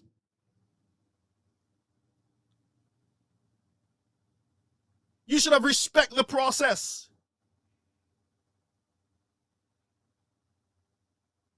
All the nastiness.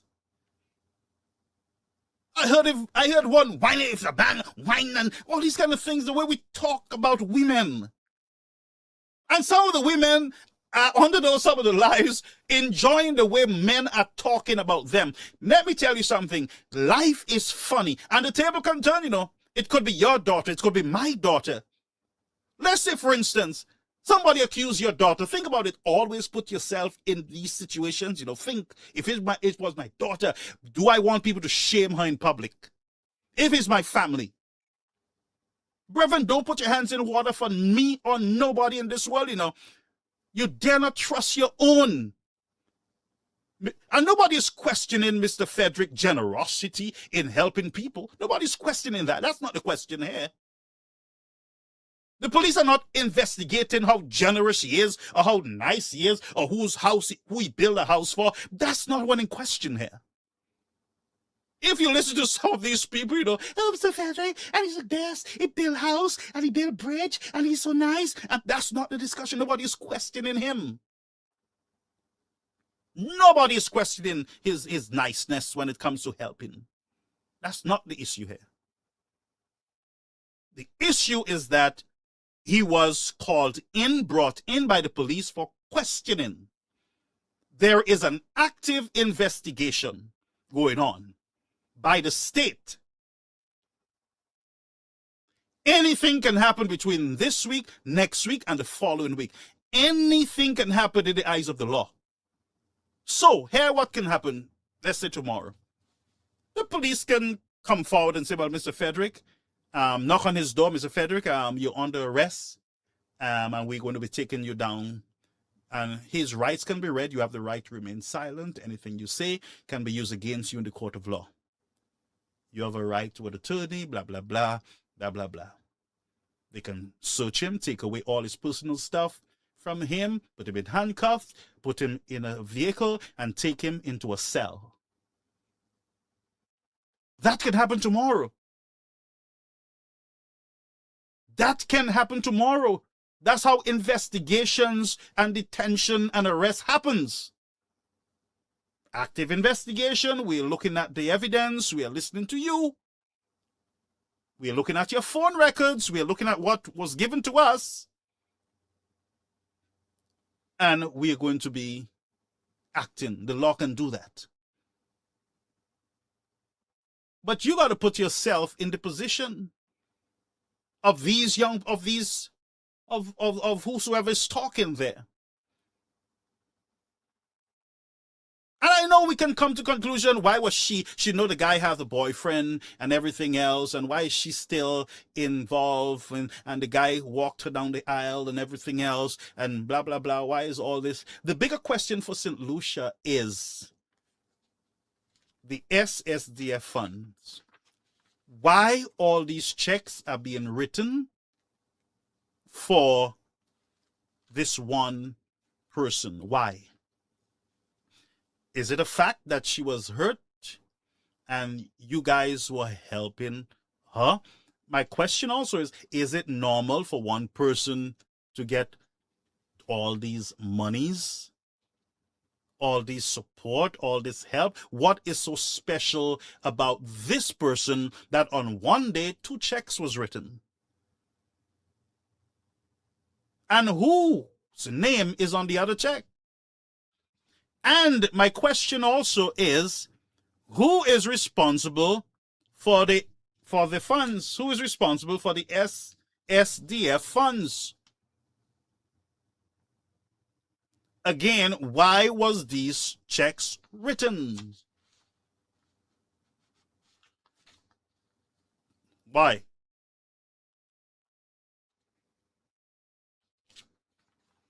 So,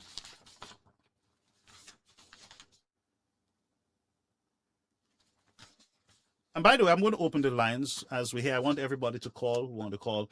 Let me put up the number. I want the line. I'm going to open the lines. I don't care who you are. Just call. Let's have a conversation. Okay, the lines are open now. Open the lines. The lines are open at 929-586-1821. We can have a conversation there. You know, someone called me a devil this morning. Satan, they called me because I posted the poster for the show tonight. That's how bad things are, you know. And the Bible speaks of in the last days, they will call good bad and bad good. So I'm not worried about that. But the opposition leader, the Honorable Alan Chastney, on the 17th of May, wrote a letter to the Director of Finance of St. Lucia. That's the Director of Finance. And this was on the 17th of May, 2026. Requesting information, requesting details, and accounting of the use of EC $110 million from the Economic Fund for Social Development. Chastney was right on the ball. Right on the ball. In the parliament, you heard him. Right on the ball, my friends. And he said on April 21st, 2026, during the presentation of the 2026-27 budget policy statement, the Minister of Finance informed Parliament that EC $110 million from the Citizenship by Investment Program, CIP, has been allocated towards infrastructure and social services expenditure.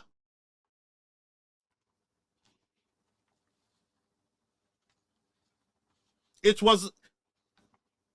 says here, according to the statement, EC 55 million was directed towards infrastructure projects, while EC 53.0 million was allocated to social services program.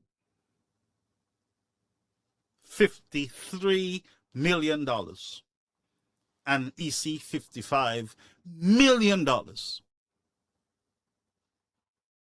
from the CIP funds was sent over to the Economic Fund for Social Development and Infrastructure. Yeah? Let me just look at the phone lines to ensure that I have it active. Good. The phone lines are up and running. He says, however, the statement did not clarify, I continue to quote from the letter, however, the statement did not clarify whether these resources were distributed directly from the CIP account or through the National Economic Fund, nor did it identify the entities that ultimately received these funds. A lot of questions. A lot of questions. Thank God, you know. I think we are messing with Mr. Alan Chastney, and we are really not understanding who we're dealing with, because he was actually right on the money. He was right on the money during the debate, and no wonder all the distraction. I'm going to read your comments. Martin is asking, Garfield, what step do you suggest PGP should take? That I have reserved, and I will speak about it in a minute. But I wanted to show you something with the checks that are being floated all over social media. The SSDF is now in question by the people of St. Lucia. They're not in question by the Labour Party supporters, basically. They are in question with the independent voters and with the United Workers' Party people. They want to know where and how this money was spent. You know how you're going to find out? There must be an audit. The SSDF office need to clarify and this is the problem, you know. You see all those checks on social media from the SSDF? The SSDF should have stepped in should have stepped in. They should have stepped in and clarify. They should have issued a statement. They should have said, well, those checks we can account for them, and we have the invoices, we have all the letters and everything else.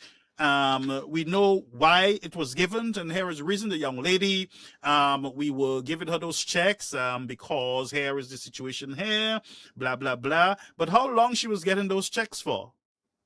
How long? How long was those checks being given to this woman or their family, of course?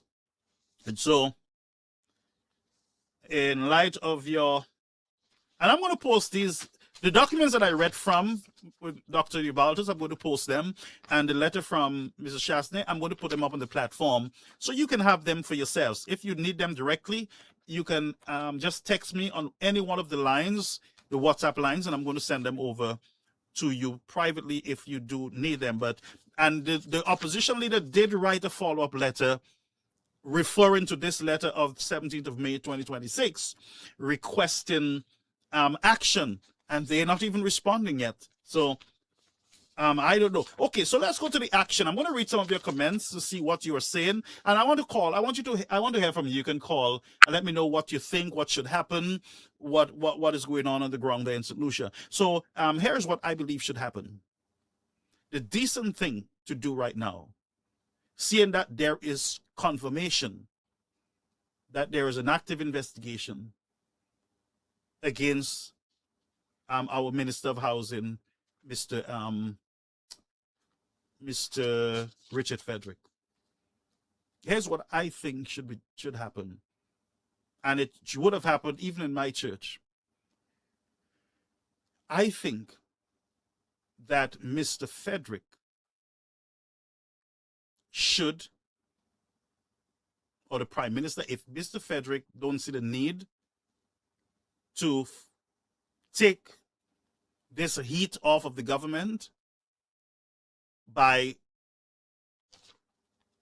resigning his position in the Prime Minister's office, pending the investigation, if he don't see the need for it,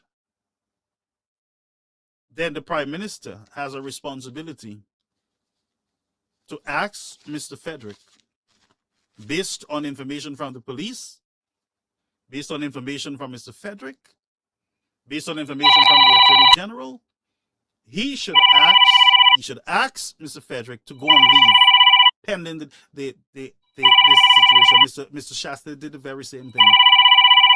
And there was not even a legal investigation going on. You understand what I'm saying? Let's take this call. Caribbean American News Media, calling you on the air. Take this heat off the government by Yes, Caribbean American News, you're on the air. Good evening, Pastor Garfield. How are you, sir? Can you hear me? Hello. Yes, can you hear me? Can you hear me? Good evening. I can't hear you very clearly. Can you hear me? Yes, I can hear you. Can you hear me now? Good evening. Very good show this evening. And I just want to add my voice in a very small way. And I want the people of St. Lucia to ask the question, why was a minister of government, why was a search warrant executed on his residence?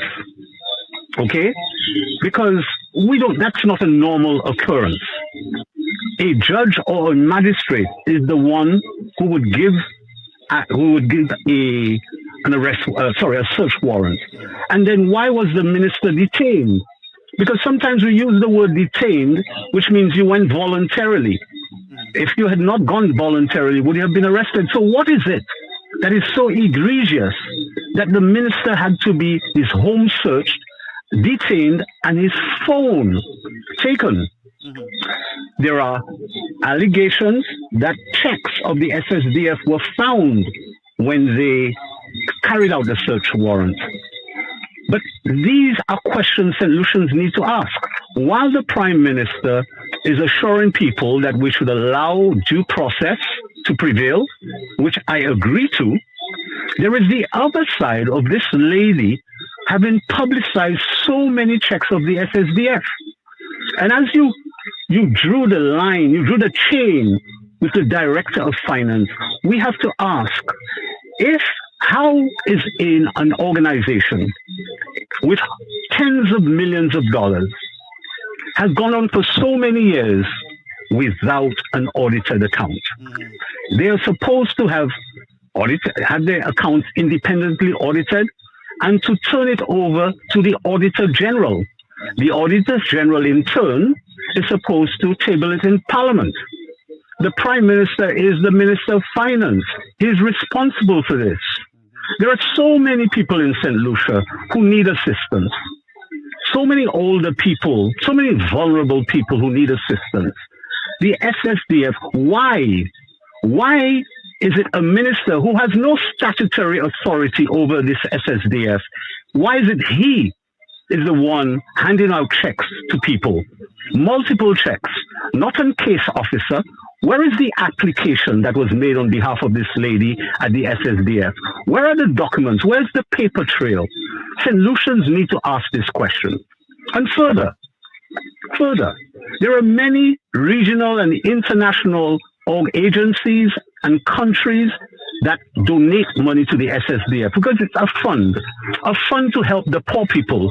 Prior to the SSDF, there was what we used to call the PRS, the Poverty Reduction Fund. That is what that organization is supposed to do, to help reduce poverty in the nation of St. Lucia. Is that how we do it?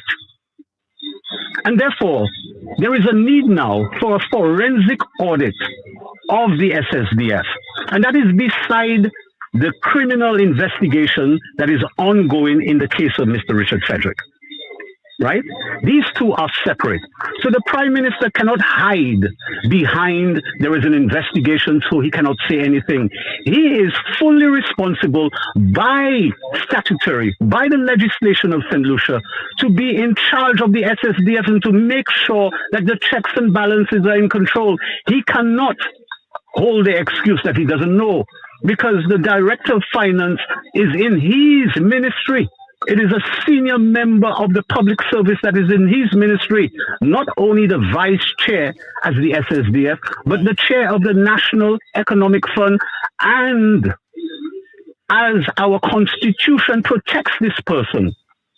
But do you know that this gentleman, his name is Imran Williams, okay? He was involved in the campaign.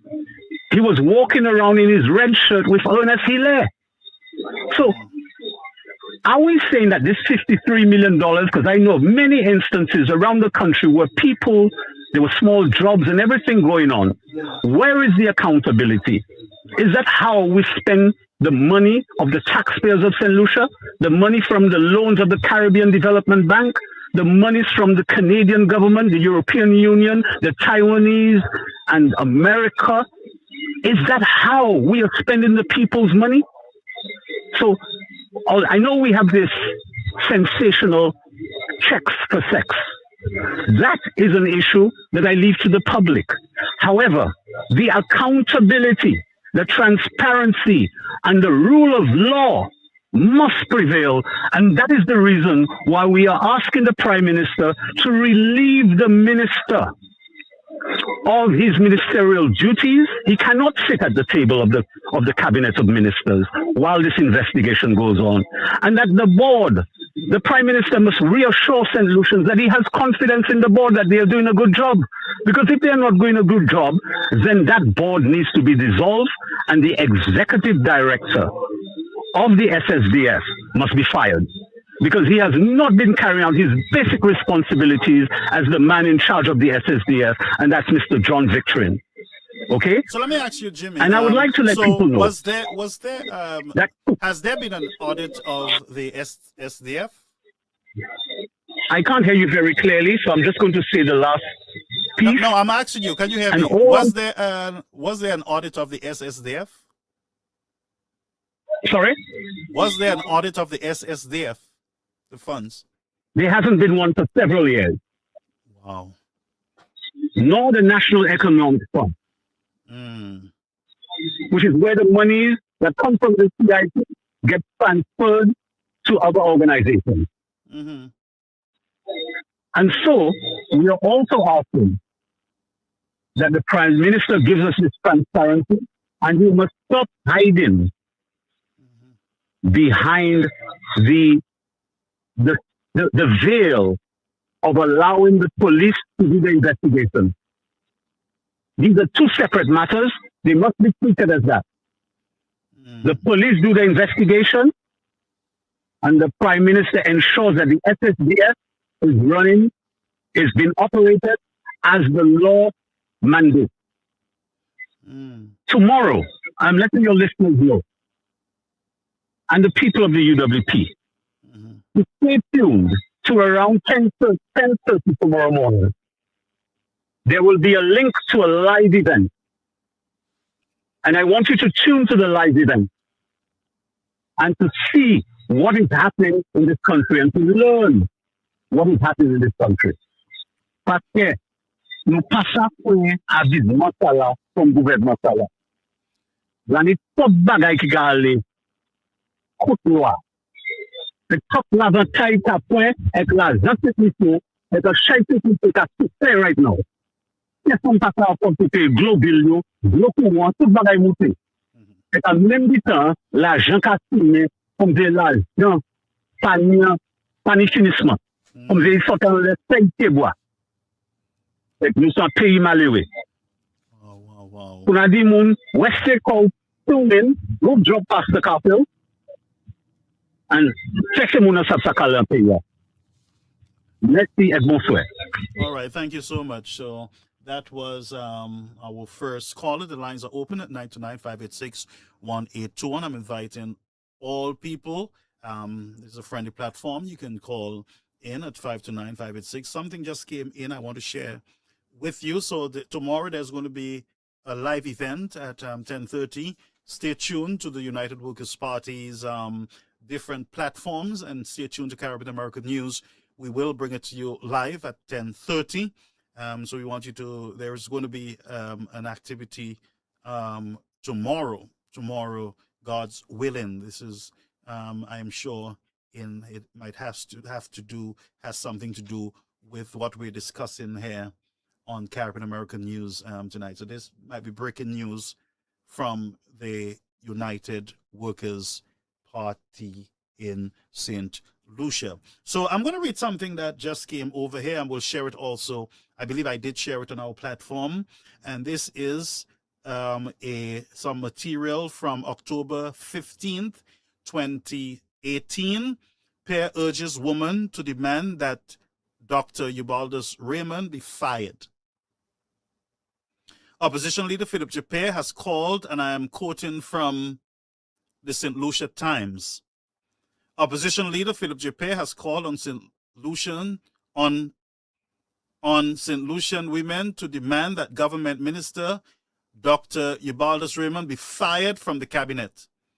Pierre was addressing the annual conference of opposition, St. Lucia Labour Party, SLP, in Labrie on Sunday. Senator Raymond has been at the center of a nude photo scandal, which led to charges of blackmail being slapped on 2 teenage girls. Raymond said last week that he had forgiven the 2 young women involved in the January 2017 matter. The government senator said that the blackmail case against, and I'm not going to read the 2 individuals because that is behind our back now, has been resolved and that they had apologized. Philip Japere told the SLP annual conference that gender-related bias is still a real part of life in St. Lucia. He said he always avoid making comments on private lives of politicians and parliamentarians. But when their behavior is injurious to the public good, I have a moral duty to comment. The SLP leader explained. He told party faithful that parliamentarians have the privileged position of creating laws and therefore have a duty to respect and uphold these laws.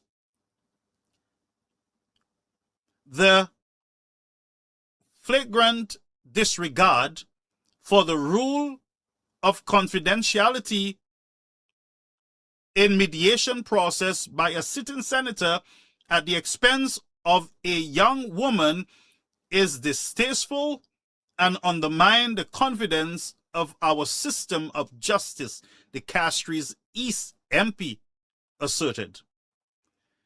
He said such behavior deserves condemnation from all quarters. I call upon the women of St. Lucia to stand up and demand that Ubaldus Raymond be fired as a minister in cabinet of St. Lucia. He started to applause from those in attendance. That is a flight. That is a fight, not for the Labour Party. That is a fight for all women of St. Lucia. And the young women of St. Lucia, per told at an SLP event. So back then, speak up, I stand for women and everything else. And now, it's like... That's a very good question. But the one I like the best is how you intend to address it. Intending to address it is not in my... it's not in my... And this is not funny. This is a serious matter. Now, we explained Dr. Raymond's situation and we closed that case because Dr. Raymond was not legally charged for anything, not arrested. But the young ladies were charged in a court of law for blackmail and apologized to Dr. Raymond. And that case closed, dead. Nothing to see here. The law prevailed. Dr. Raymond by then had already resigned, he went on leave, and then he resigned from the position. But opposition pair at the time was saying to the women and saying, oh, that statement.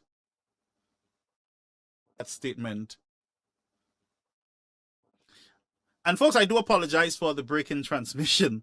I am not, one of our main internet line is not plugged in, so I'm operating on low capacity internet. I do apologize.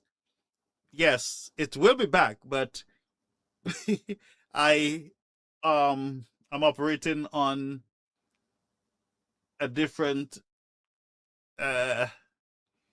system here. It's going to be back, all right? We're going to wait until it comes back. Let's take a break in the meantime. 1 minute break.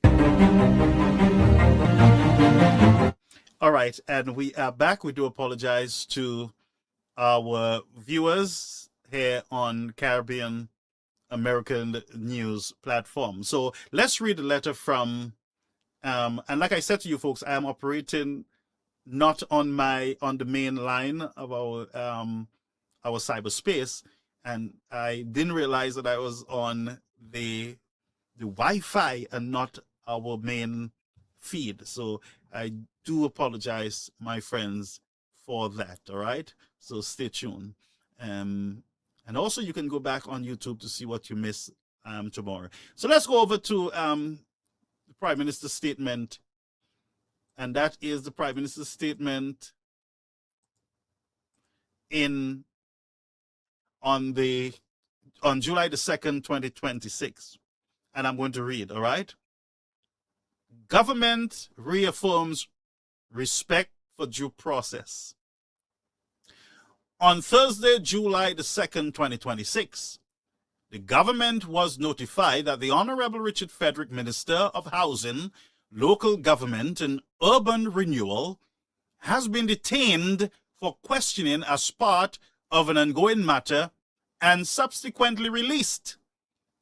As this remains an active process, we will not comment on issues that may prejudice or interfere with the lawful process. I continue to quote, The government reaffirms its respect for the independence of the Royal St. Lucia Police Force and the rule of law. We remain committed to ensuring that all lawful processes proceeds without interference and in accordance with the Constitution and laws of St. Lucia. The government remains committed to transparency, accountability, and keeping the public.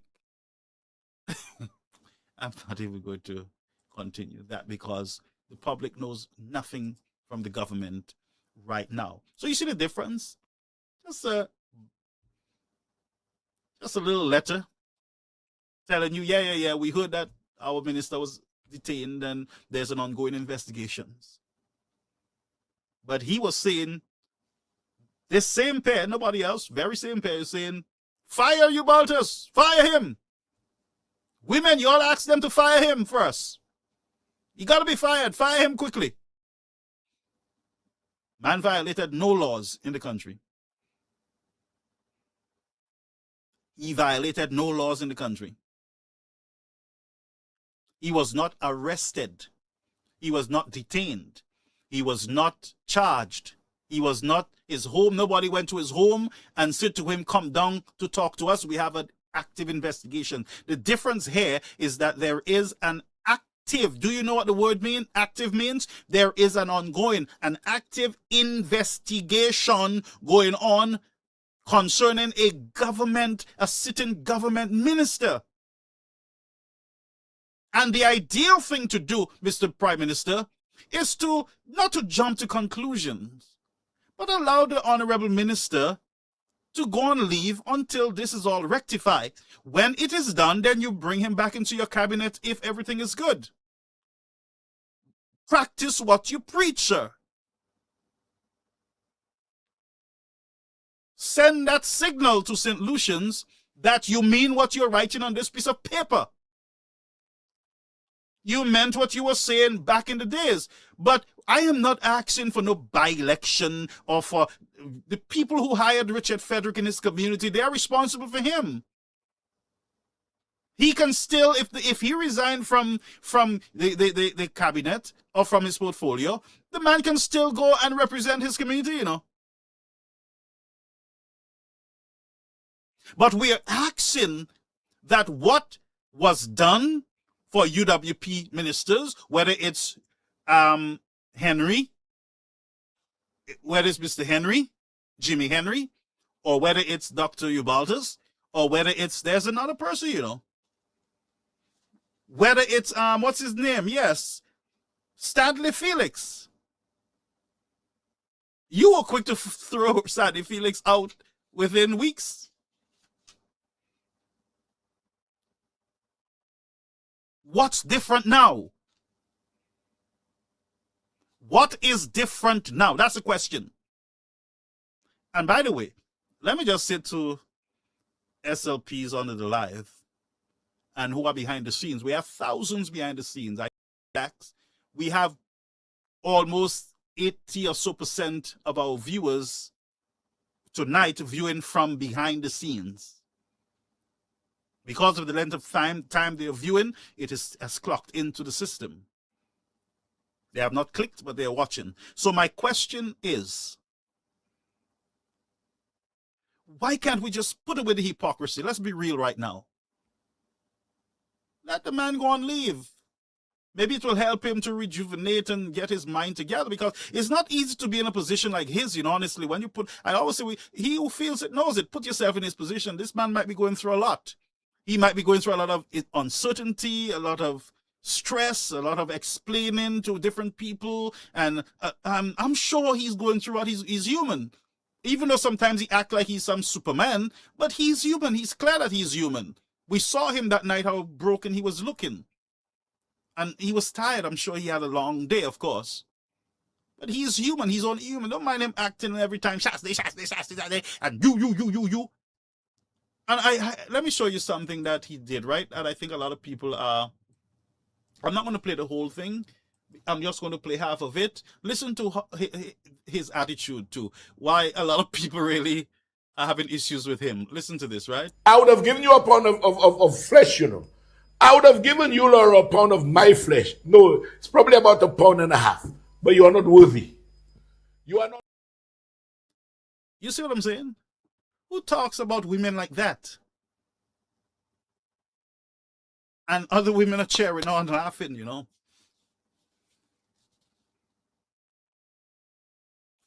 Pierre is not condemning that type of rhetoric while urging other women to come stand up and speak up. He's not defending women as he should in this matter. The man said he wanted to give one of the candidates, former candidates of the United Workers' Party, a pound of flesh or a pound and a half of flesh. That's the rhetoric coming out of the Prime Minister's office by a sitting Minister of Government. And this is normalized. That's the problem. You know who's the problem right now? Me, you know. Who's talking? You know who's the problem? Those of you who are saying this is wrong. You guys are the problem, you know. And what they're doing is not defending the minister. You know, what they're doing is just nastiness, folks.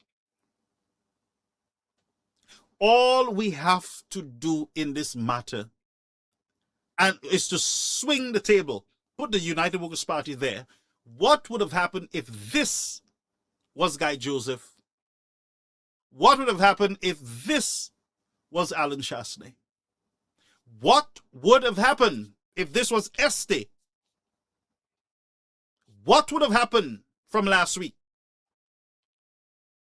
Every talk show would be calling for them to step down. Drama all over the country. That's exactly what have been happening here.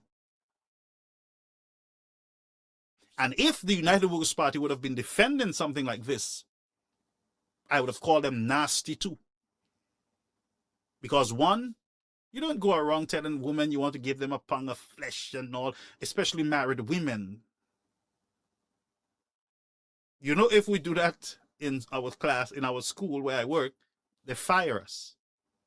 Because we're held to a higher standard. We are taught to respect people's space. We are taught to be careful in what we say. And by the way, just being human, of course, professionals, you know lines that you cannot cross. In this, you see, when you're accustomed of just violating people's airs with stuff, it's just part of you. Because, I mean, how much can a woman aggravate you to the point where you want to give her a pound of flesh? Are you a butcher? I don't think the last time I checked, you're not a butcher. You don't sell meat. So what pound of flesh are you talking about? What, you have a meat market somewhere? And why would you say that to a woman? You understand what I'm saying, folks? And I don't think you understand what I'm saying. And you got to be decent to understand what I'm saying, folks. I would have given you a pound of flesh, you know. I would have given you, Laura, a pound of my flesh. No, it's probably about a pound and a half. But you are not worthy. You are not worthy, Laura. You are not. The woman is not worthy.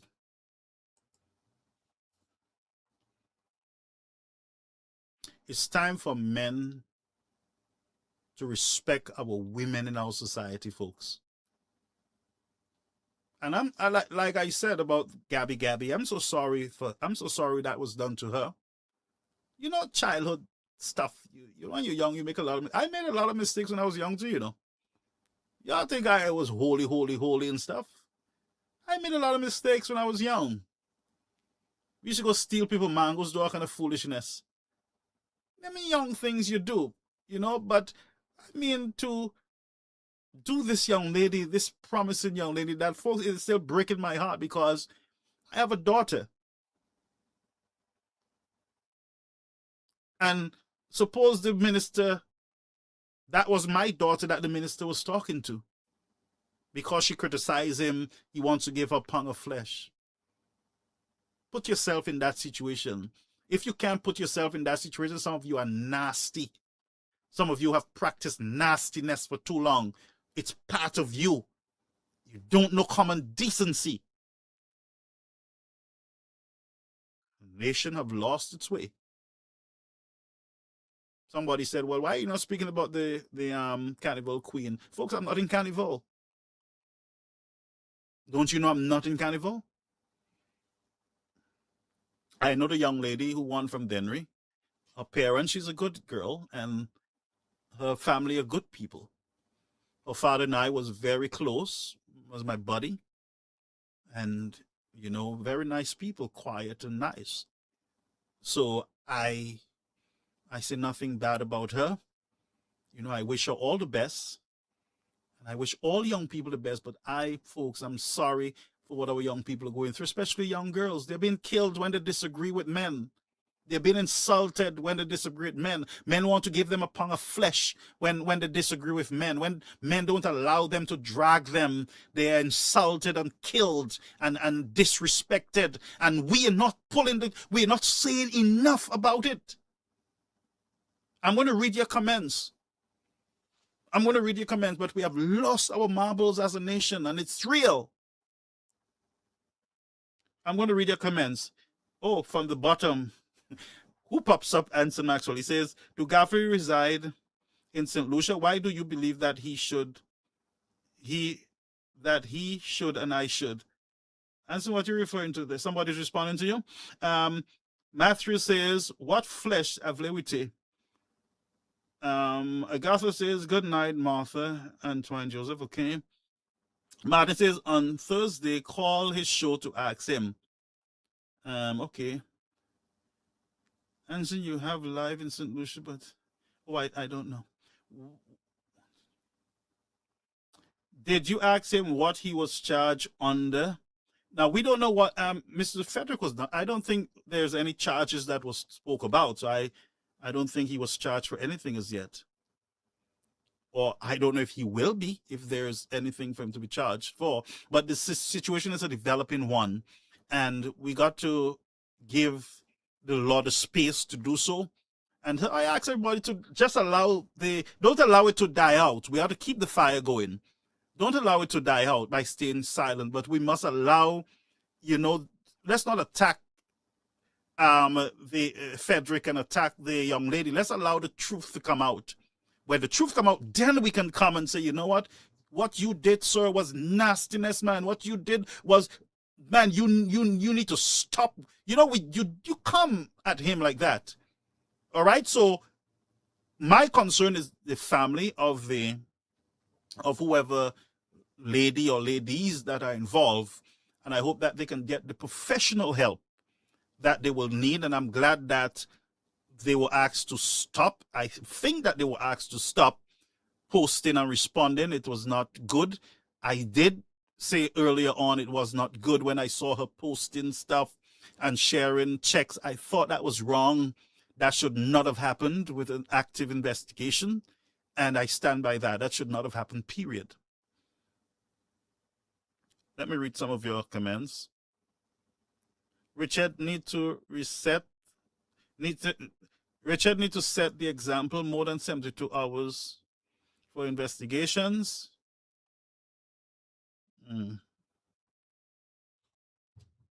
Well, so Peter says, well, so stop it. Stop what you're saying. I don't know what this person is saying, who they're talking to.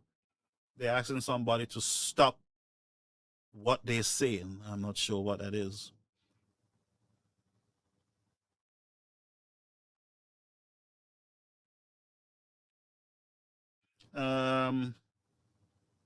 Laura don't need your ounce of flesh. Anson says they will still remain in opposition. Anson, you're not God, and you don't decide who stays in opposition or in government. God sets up and he takes down in his time. And this discussion is not even about who is in power and who is not in power. This is about an active investigations, and this is about funds that have not been audited in years in the country. And why is that so? Do we not answer? And all the others, do we not?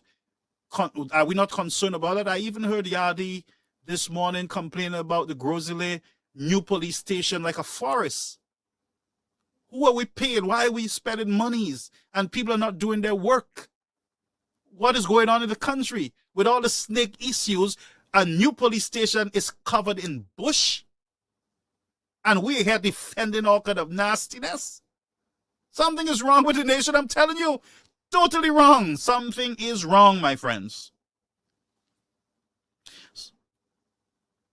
I'm going to read your comments. Globalist says no one should go through the trauma of their private pictures on video. And that is true. For those of you who are sharing Mr. Frederick's picture, if you're a man, and even if you're a woman, sapabo. You know, don't do that. Don't do that. You know, that's stuff that he was having together. He and the lady was in their compromising position. I see a lot of people doing those nastiness these days, taking pictures with people having intercourse with them.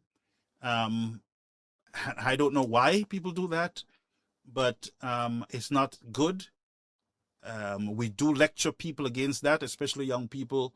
That is dangerous, it's not safe, that people can use it against you. There are laws here in the United States prohibiting people from sharing these personal videos. They can go to jail for it.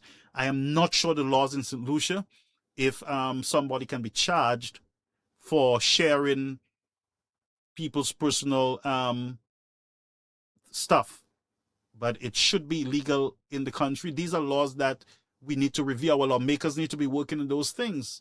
Our lawmakers should not be distracted with all this nastiness going on in the nation. They should be focusing on how to protect our nation, our young people. So there should be laws on the books, as far as I'm concerned, prohibiting the sharing of personal pictures, especially when they're naked people together. It's not good.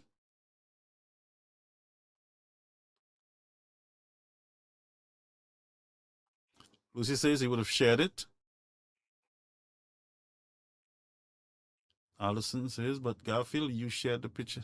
You see, this is what I can't take with these hacks. And Allison, I call you a hack because you all day you have been acting that way. And I don't know why you're doing this, but I never shared any personal thing. I saw Globalist post something that I shared from, and it was a double picture. In other words, it was a picture.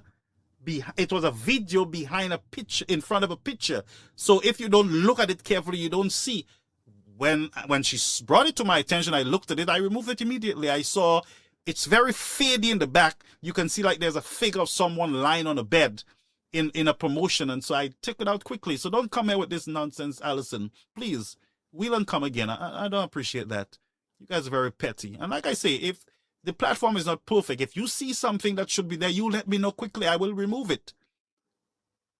But again, the mindset is, it's we're not going anywhere. As a people, we ain't going to go nowhere. We'll have our young people and other people achieving, doing great stuff, but the majority, this mentality, my friends, defending by saying I post it, so it's good to post something else, and oh God, man, when are we going to grow up and grow out? And it's a fact, and no disrespect to anyone, but you're acting all day like a hack. And I want to thank Globalist too, you know. She's doing all her craziness, but I want to thank her for pointing it out to me. Once she showed me that and I saw it, she actually posted it and showed me. I'm like, wow. As I look deeper, I'm like, wow, that is really someone behind that thing, you know, because there was a singer. It's a double picture where you have a video and a picture in the background, very fadey. You know, and I think that's subliminal, that's what you call it, where it's inserted there where you would not see it at first glance, but if you keep digging and you keep looking, then you will find it. It is called subliminal messaging, which is not good also. Globalist says, Gabby, I hope she gets the help she needs. I know. I'll try to get on to Gabby, but she will be okay. She just needs some guidance, some counseling, and she'll be fine. I think she'll be fine. Gabby will be very fine. I'm not worried too much about her, but we can try. People who know her can talk to her, encourage her. For a bad moment in your life, it doesn't mean that you all bad and you should be cast aside. Sometimes we do have bad moments in our lives as human beings. We fail, we make mistakes. Even pastors, sometimes you hear pastor go and visit people to pray for them and they're sleeping with them. All kind of nastiness I used to hear back in the days.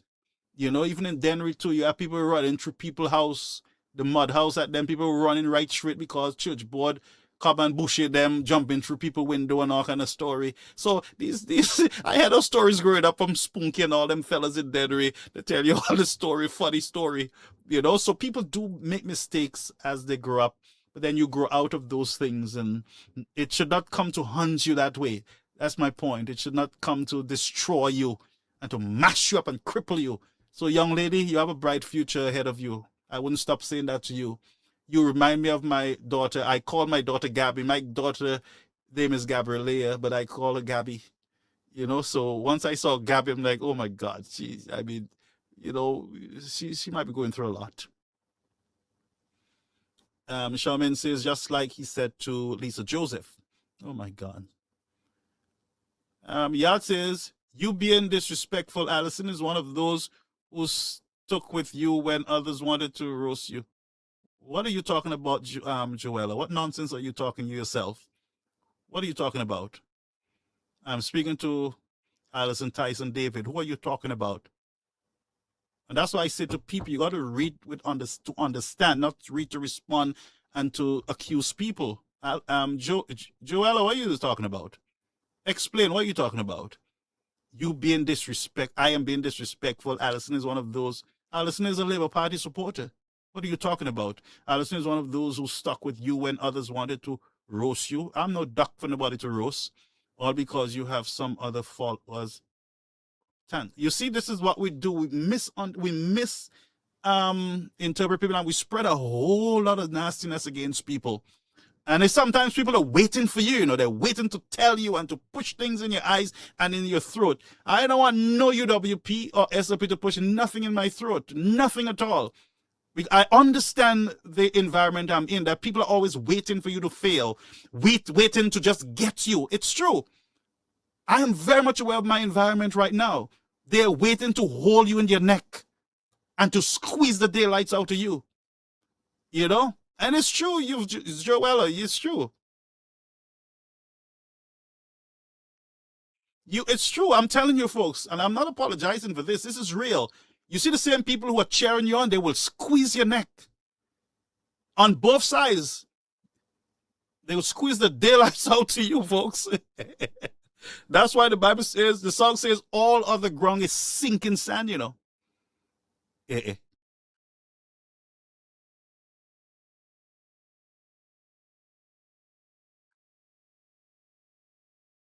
Yes, Sharon, I think that's what happened there. That was a total disaster.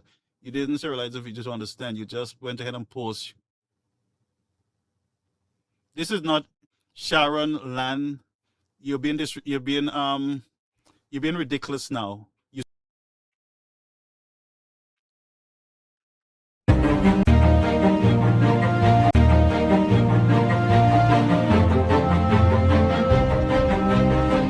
Thank you, my YouTube audience, for being here with me. Thank you so much. We do have a break on our YouTube page. On our Facebook page. It will be back up shortly. I can see the report that one of our lines are down. And so we do apologize to those of you who are viewing via the YouTube channel. You are still active.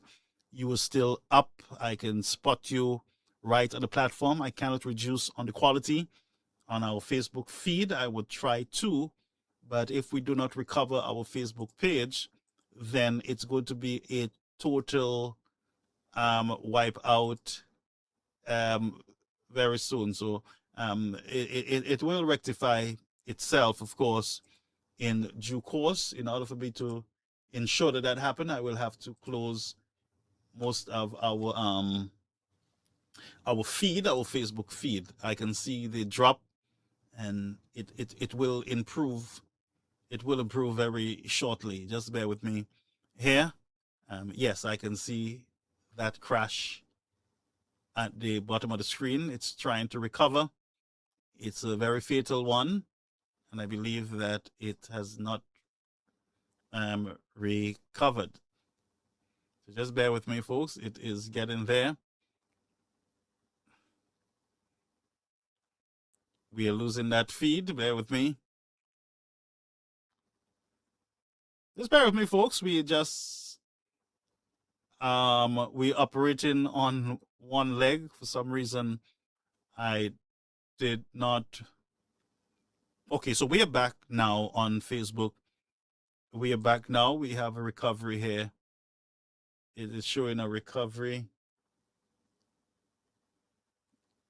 Yes, we have a recovery here on our Facebook channel. Facebook is back up and running, so we'll continue to read the post of our people. We want to apologize to our viewers on the Facebook feed. We had your leg of the platform on the system. One of these days I'll show you how, when I speak about leg and cyberspace, I would show you what we do here in Studio Live as we go along. But one side was down, and I'll rectify that as soon as possible. So Leroy asks, why is Allison Tyson here? Just to cause trouble. I know. Globalist Garfield, I know you are defending women, but what about the women who are relentless in provoking Richard? Do you ever find out why he told her so, especially? Yes, I was very much aware. Why, Mr. Frederick? Let me say to you, globalists, we as men are to protect our women. We got to teach our men, our boys, how to protect the ladies. Now, I told you a story of a man saying to me, a Christian saying to me, oh, I just feel like taking my wife to the Caribbean and just beat her. Now, that is a very sick mentality. Our men, even though your woman is disagreeing with you, you know what the Bible tells you? Go on the rooftop. It's best you live on the rooftop than to be in the house with a brawling woman or carrying on women. Don't hit her. Go on the rooftop. Sometimes it's better you leave the home. You leave the home and go somewhere else. Sometimes that's the way you protect these women. But not stay there if you think you're going to beat her up and stab her up and kill her. Leave the house. So there, you're asking me if I know why Richard is responding. Let me tell you something. A good man, even though provoked, will not, one, try to humiliate a woman, beat a woman, or kill a woman. A real man don't do that. Because she's considered in the Bible as the weaker vessel. And men are the protectors of these women. We are to protect the women.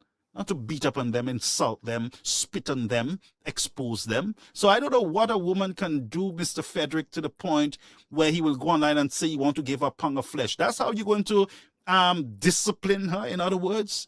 With a pound of what flesh? What flesh? Globalists, explain that for me. You're looking for excuse there. What pound of flesh? You're an SLP woman, and the things that you guys defend, honestly, you're encouraging nastiness as far as I'm concerned when you do that. There is no justification for any man putting his hands on a woman, insulting a woman, or responding to her sexually. She's not your woman. She's not your friend. You're having a disagreement. You're having a disagreement. And unless we teach our boys how to walk away, how to disagree, to agree, how to de-escalate, unless we teach our society that, we'll have a lot of killing still. We'll have a lot of attacks on our women until you, globalists, stop speaking the way you're speaking, asking me if I know why, especially with Minerva Ward, if I know why. There's no justification. Especially if me and you were in a relationship. I am not going to go around disrespecting you telling people, oh, she have a tattoo in her back, or il passe à faire sexe, or il passe à bouillir manger, or vie bagay ki la. You ever hear men speak like that, calling women bagay and thing and dog and slut and my thing that day and my woman that day? And you have a big ugly smile on your face, a man speaking about you like that. Is that cool? Huh? Is that cool? You justify those nastiness and righteousness in our nation? Huh? We are going to have grandchildren and children. Do we want people to go around doing the same? Teach our boys to resist the devil. Teach them to resist temptation. Teach them how to shut their mouth, bite their tongue. And most of us married men know how to do it. You think I'm going to box my wife, punch my wife? Reverend, I go in the car and I get mad. I go in the car and I go and drive, make her wrongs and come back. I go in the kitchen, I wash, cook, clean, do all kind of story. I'm not going to damage my health meat. I'm not going to box up, punch a disagreement. Sometimes I suck my teeth. You know how Bajans are. You know, I suck my teeth. Sometimes you find the wrong time to come. Sometimes I'm on the phone and she's in the background talking. Like, damn, just stop talking for a minute. You have to know how to deal. So let's continue before we close the program. What time is it? 10:40. We're going to close.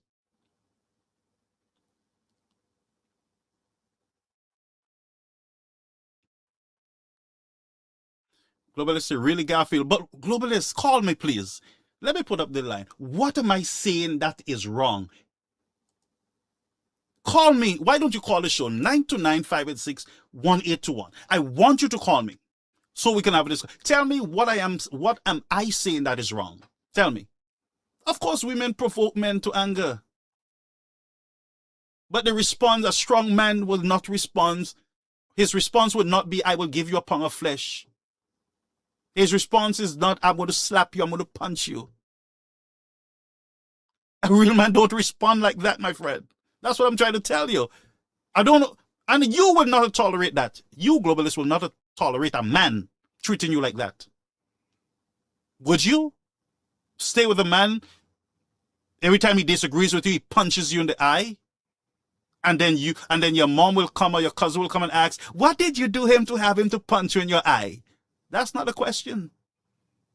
Abuse is abuse. Verbal abuse, physical abuse is abuse and should not be tolerated against our women. Period.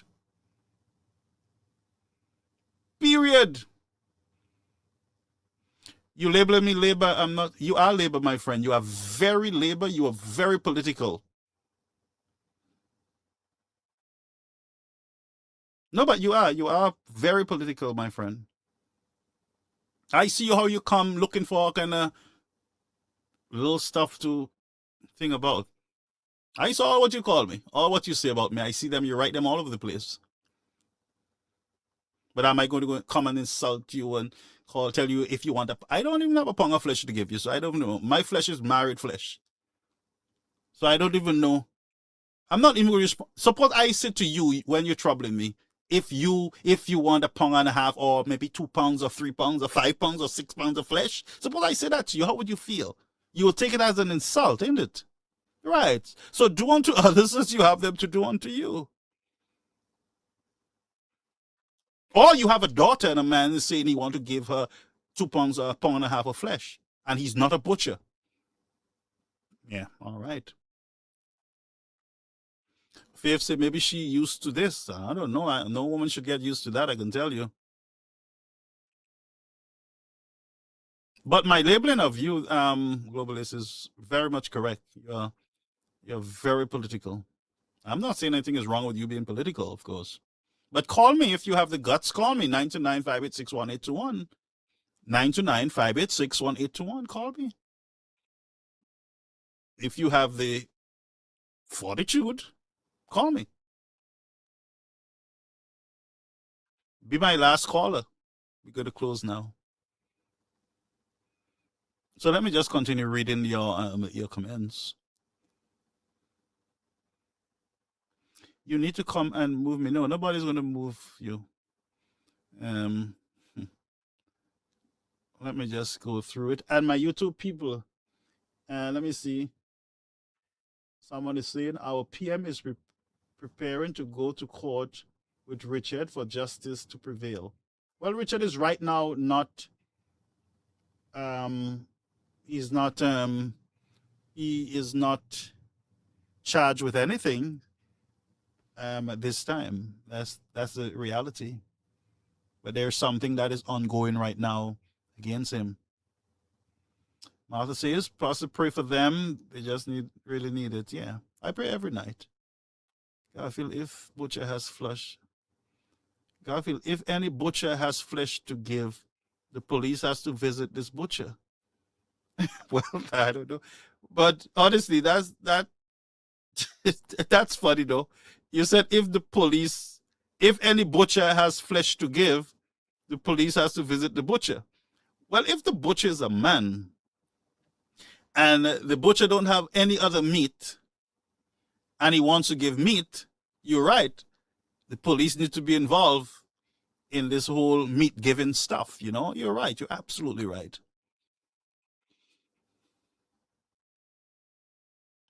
Peter says, Peter, let me just read you. Peter, I'll tell you, my hands almost block you. Imagine I was going through your thing and my hand just went on the block button. I'm so sorry. People can get out now. It was nice being on the platform tonight for the first time. Peter the Great is labor 100%. Oh, Peter is on the platform. Peter, I heard the Peter name before, but I don't know. Once you say Peter the Great is 100% labor, and it's your right, Peter, to be labor. Nobody's defending that.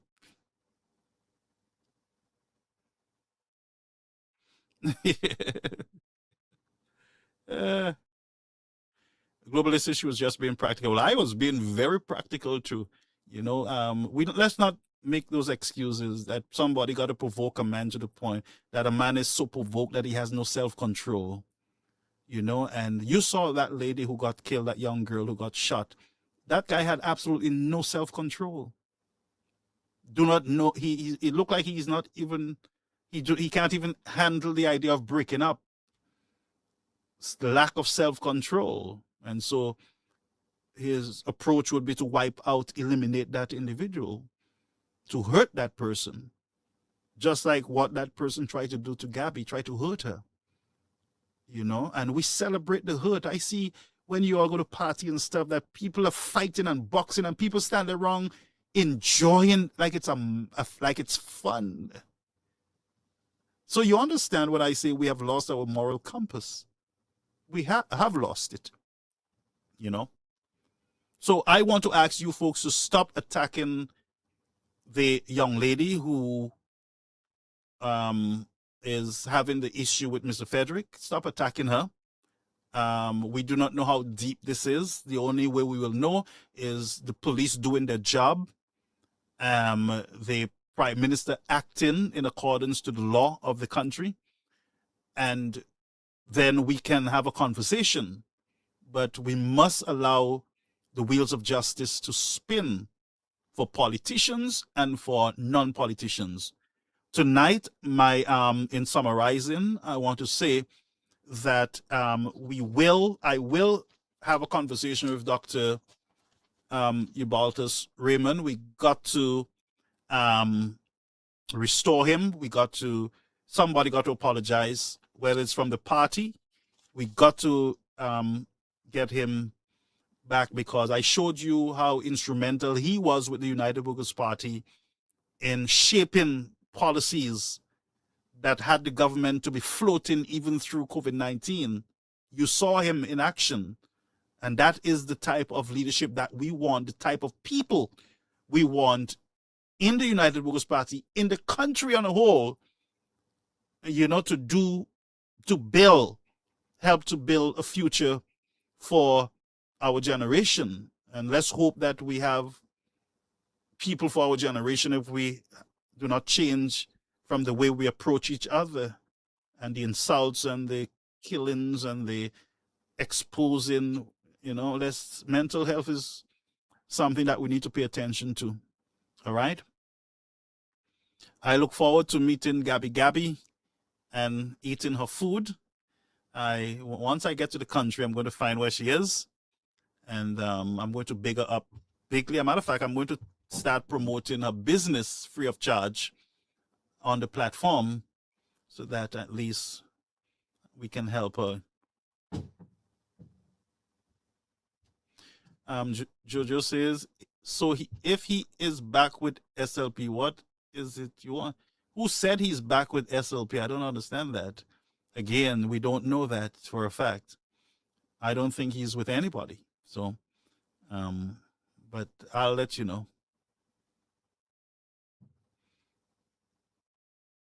But we're not going to be distracted, like Jimmy said. We're not going to be distracted. Good night, my friend. We're not going to be distracted with all the drama that is around us. We're going to be very focused, because what we do is that we start on a matter and then we go to sleep, and then next we move on to the next.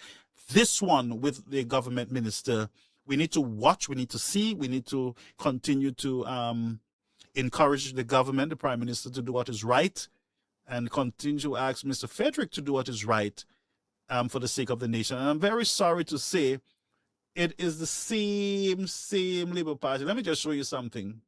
After resisting calls for his resignation for over a week, Housing Minister Richard Frederick has finally quit. He made the announcement in a recorded statement on Sunday night. In the meantime, and to spare my colleagues further distractions from the important work on behalf of the nation during these especially difficult times, I have chosen to reconsider my earlier public statement and resign from the Cabinet of Ministers effective Monday, 26 September 2011. But the former cabinet member would not go down without swinging. Frederick took a number of swipes at the opposition, who he continues to blame for the latest controversy. Without mentioning their names, he accused former Attorney General Philip Lacobiniere and former Senate President Hilford de Turville of a campaign to destroy his reputation. It is no secret that from the moment I declared my candidacy in 2006 in the Castries Central by-election, I was vilified. Leading members of the opposition took vicious aim at me from their political platforms and from official perches hidden from public view. Reports indicate that Prime Minister Stephenson King had given Frederick until Monday to tender his resignation after a number of his cabinet colleagues expressed concern about the ongoing embarrassment to the government. I will survive with the support of the people of Castries Central. I am still at a loss, though, as to the reasons for the revocation of my visas, although I believe that what done in the dark will one day be preached from the housetops. Frederick promised to continue representing Castries Central as long as electors wanted him to, and expressed unwavering support for the Stephenson King government and the United Workers' Party. Reporting for the DBS News World. All right. Before you go, I just wanted to share those with you. The Labour Party finds the Prime Minister's claims not to have had prior knowledge of the visa revocation as a difficult one to swallow. The Labour Party describes the Prime Minister's address last night as contemptible and called on him to do the honourable thing and issue a statement of clarity. The Prime Minister can perhaps start by explaining to the people of St. Lucia the reason he found it fitting or necessary to send Mrs. Janine Compton-Antoine to the U.S. Embassy in 2008. Probably that would be a very good place to start to enlighten the public as to what exactly has been going on behind the walls of his government and what issues, what problems and insecurities that he has as it relates to not just Richard Frederick but Rufus Bousquet in his cabinet. The Organization for National Empowerment, for its part, is baffled by the unfolding of events surrounding Mr. Frederick's visa revocation. The organization's leader, Mr. Peter Alexander, called on the Prime Minister to tell the nation when he was informed of the revocation, since his statement and that of the Foreign Minister do not add up. According to Mr. Alexander, Mr. Bousquet said that the visas had been revoked for some time. This, Mr. Alexander says, calls into question the credibility of the Prime Minister's statement. This comes in light of statements made last night by Foreign Minister Rufus Bousquet on another television station. Mr. Bousquet stated that the visas has been revoked for some time now.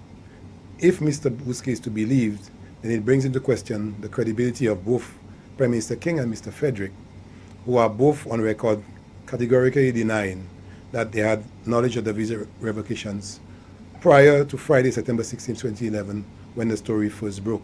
As far as Mr. Alexander is concerned, the Prime Minister's address leaves more questions rather than answers. For the DBS News World, I am Don. All right, that was a clip from DBS. So I'm saying, folks, DBS, just before we go, I want to say to you, right? The same people who are defending Mr. Frederick the way they're doing now are the same people who caused him sleepless nights, tears, and pain. Very same people. You understand what I'm saying?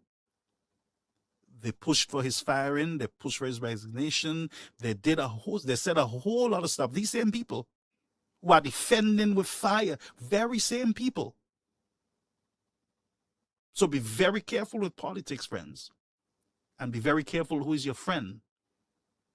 Right? These are the same people who are saying to the United Workers' Party, Frederick not good, he bad, get rid of him, fire him, he not good. They are defending with vigor.